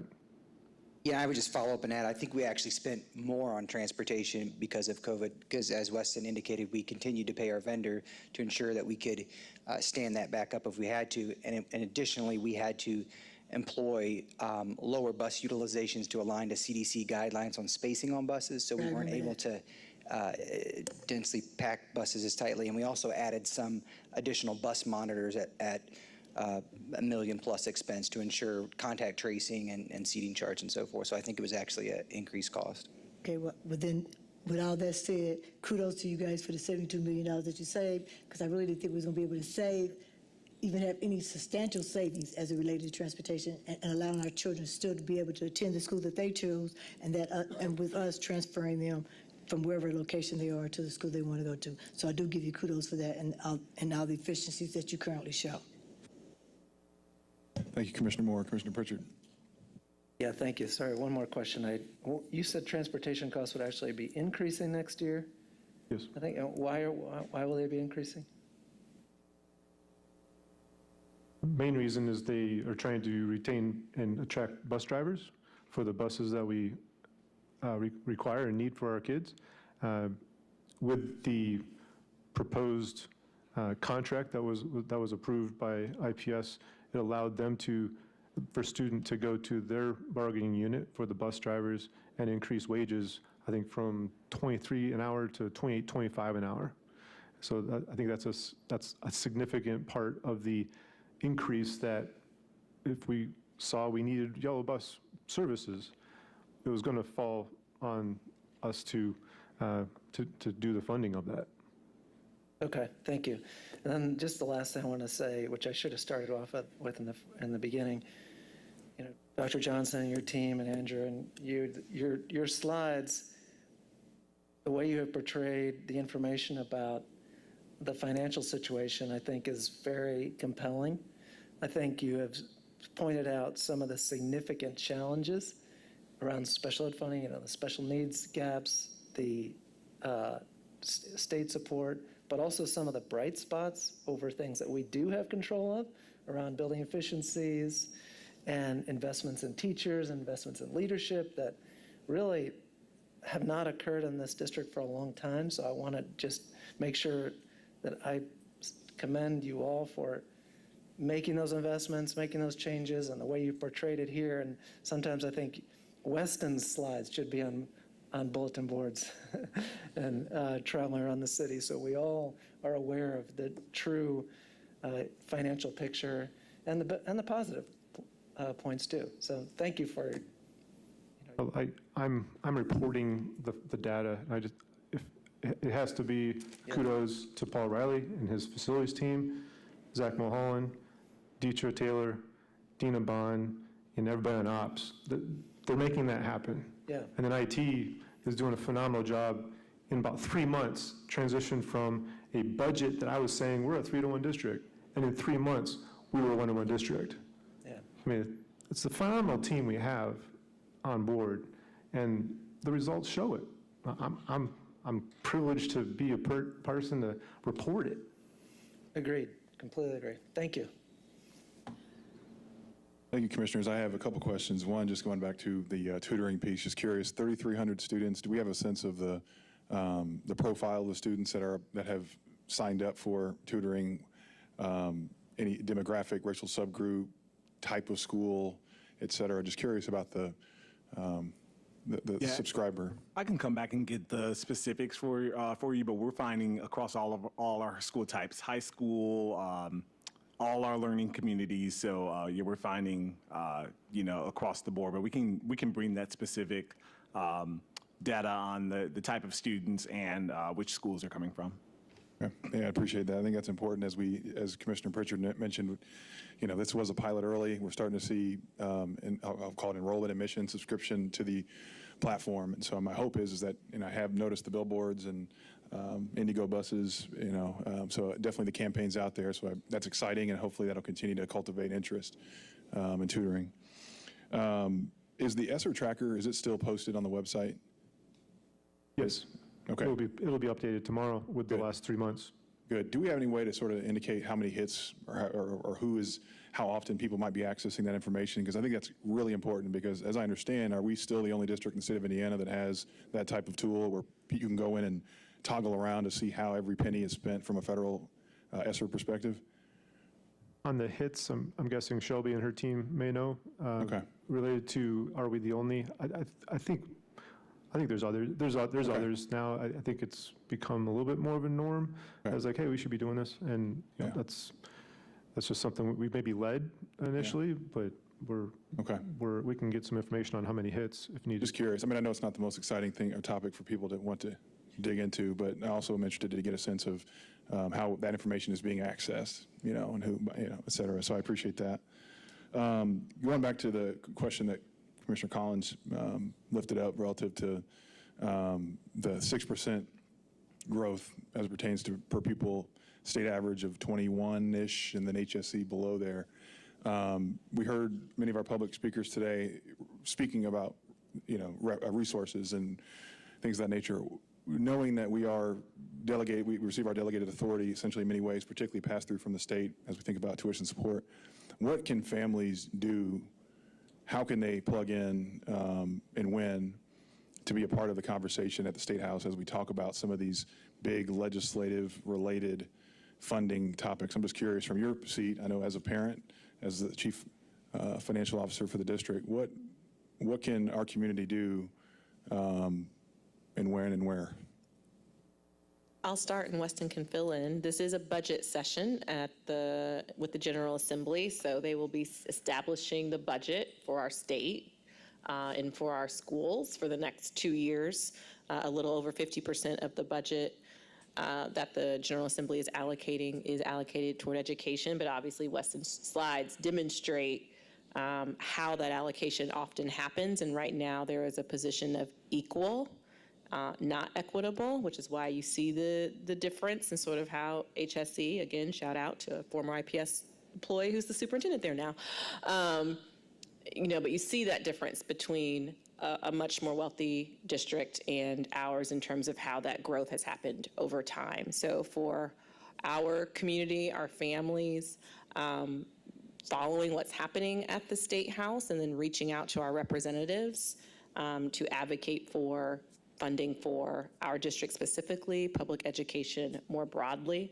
I know we'll have partners at the State House. Our IEA partners, for example, I know will be a part of advocacy in that way, and certainly that's a part of what we can also communicate to our families as the session gets underway of those opportunities. But staying plugged in, emailing, calling, those things do actually matter for the legislators to hear our voices.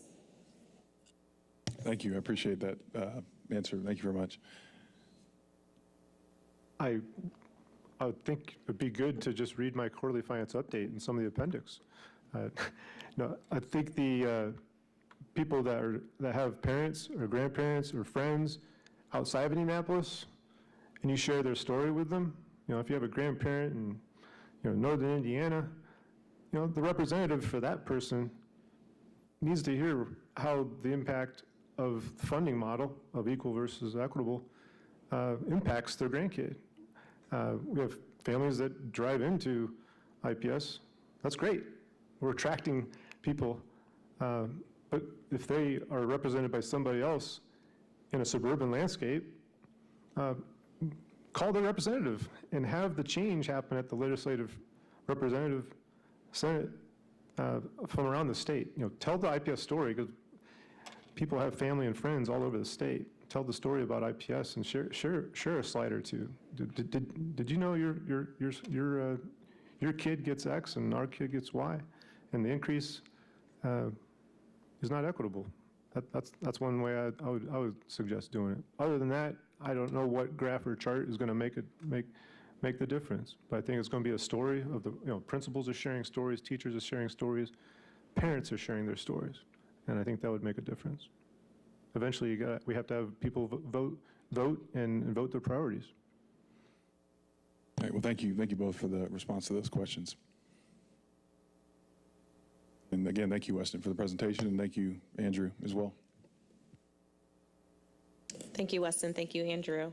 We have no items in unfinished business this evening. We have one item in new business, which was a resolution regarding the TAG grant. So we reviewed on Tuesday. This is an annual resolution that boards are required to make by Indiana law so that we are able to distribute those dollars to our teachers once those funds are available. So the administration will request the board's approval at this time. Thank you, Dr. Johnson. Are there any questions or comments regarding the proposed resolution? All right, hearing none, do I have a motion to approve Resolution 7946 as presented? So moved. Second. I have a motion and a second. Commissioners, any further discussion? Hearing none, all in favor say aye. Aye. Opposed? Hearing none, the motion carries. Thank you. All right, we'll move to Section 9 of the agenda, which is Commissioner closing comments. Do we have any commissioners who would like to offer any closing remarks this evening? Commissioner Moore. Sitting over here trying to make sure that what I say comes out right. I want the families to know that we heard everything that you said, I mean, and that truly we're taking into consideration all those comments that were made, all 66 of them, as we sit here at almost 10 o'clock tonight. But I also hope that you give us the opportunity to look at the information that the superintendent will be discussing during her State of the State address, and then the actual publication of the report. I asked then that you come back. After you had, I forget the last gentleman's name, and I think he has left. But is he still there? Okay, yes. I heard him say, we need more information, we need more information, we need more information. And though we have not issued that information yet, because we're not in a rush to give you information, they have to back up and say, okay, wait a minute, let's think about it again. I ask that you take that time after next week, is September the 13th, when the superintendent will do her State of the State address, State of the District address, and then the actual report will be then dropped that night, and she also discussed it during that particular time. We ask that you tune in, that you take opportunity to review those documents, and then we ask that you come back after you have the information, not the gossip, not the rumors, not, what do they call it? I can't think about, my sister says it all the time. Not the fake news. That you have the actual information that you will have in the report that you can then respond to us about. And then I ask that you take us to task for those things that you think that we're not doing. Because I promise you, though I heard everyone say that King spoke at the mic, majority, K to 8 is the only way to go. I ask that you look at the other opportunities that we're offering and then see if that does not help to at least calm your nerves about what we're trying to do. That's my comment for tonight. And I thank you again for staying here to 10 o'clock, just like we did. Thank you very much. Yeah, well said, Commissioner Moore, and I have to say it's the first time, and I think for many of us that have heard the phrase fake news on the platform, so didn't ever think we would hear that. You know, it's kind of a different world. No, you said it. It's on the record. But I think just, let me just say this, Commissioner Moore, you're absolutely right, and I'm not going to repeat everything you said, and you said it brilliantly. I do want to thank every parent, every speaker, particularly the students that showed up today to speak. I think that's incredibly powerful when our IPS students step up to the microphone and share their heart and share their mind and their brilliance. So I just want to thank each of the children and the students that showed up today to speak their piece. That's incredible, and I think that speaks so incredibly highly of IPS and our intentionality around advocacy and agency as we think about our young people. So I'm just very proud of those students that showed up tonight. It was probably a late night for them, but I just want to thank them for being here. And again, families, parents, educators, principals, those that share their voice tonight, thank you. And we certainly, as Commissioner Moore said so eloquently, look forward to you coming back and continuing the conversation. So again, thank you for being here tonight. Dr. Johnson, any closing remarks? It's been a long evening. Again, I want to also express my appreciation for those who have participated in this process and discussion. There are more details to come. I would reiterate what Commissioner Moore shared. We are excited to continue to engage after those details are made available. One thing we know we all agree on is that we want every student in our district to have a great experience. We might not all agree on how we get there, but we all do agree on that outcome. And that is something certainly our team is very much committed to. So I am looking forward to being able to engage over the next several weeks as we continue that conversation. We are in the 4th week of school. Clubs are underway, sports are underway. George Washington plays Shortridge on Friday evening in football. So excited to be around the district, seeing our kids get to take part in some of those great experiences across our classrooms, across our schools, and across the district. Those are all my comments for this evening. Thank you, Dr. Johnson. Having completed all the items on the agenda this evening, this meeting stands adjourned.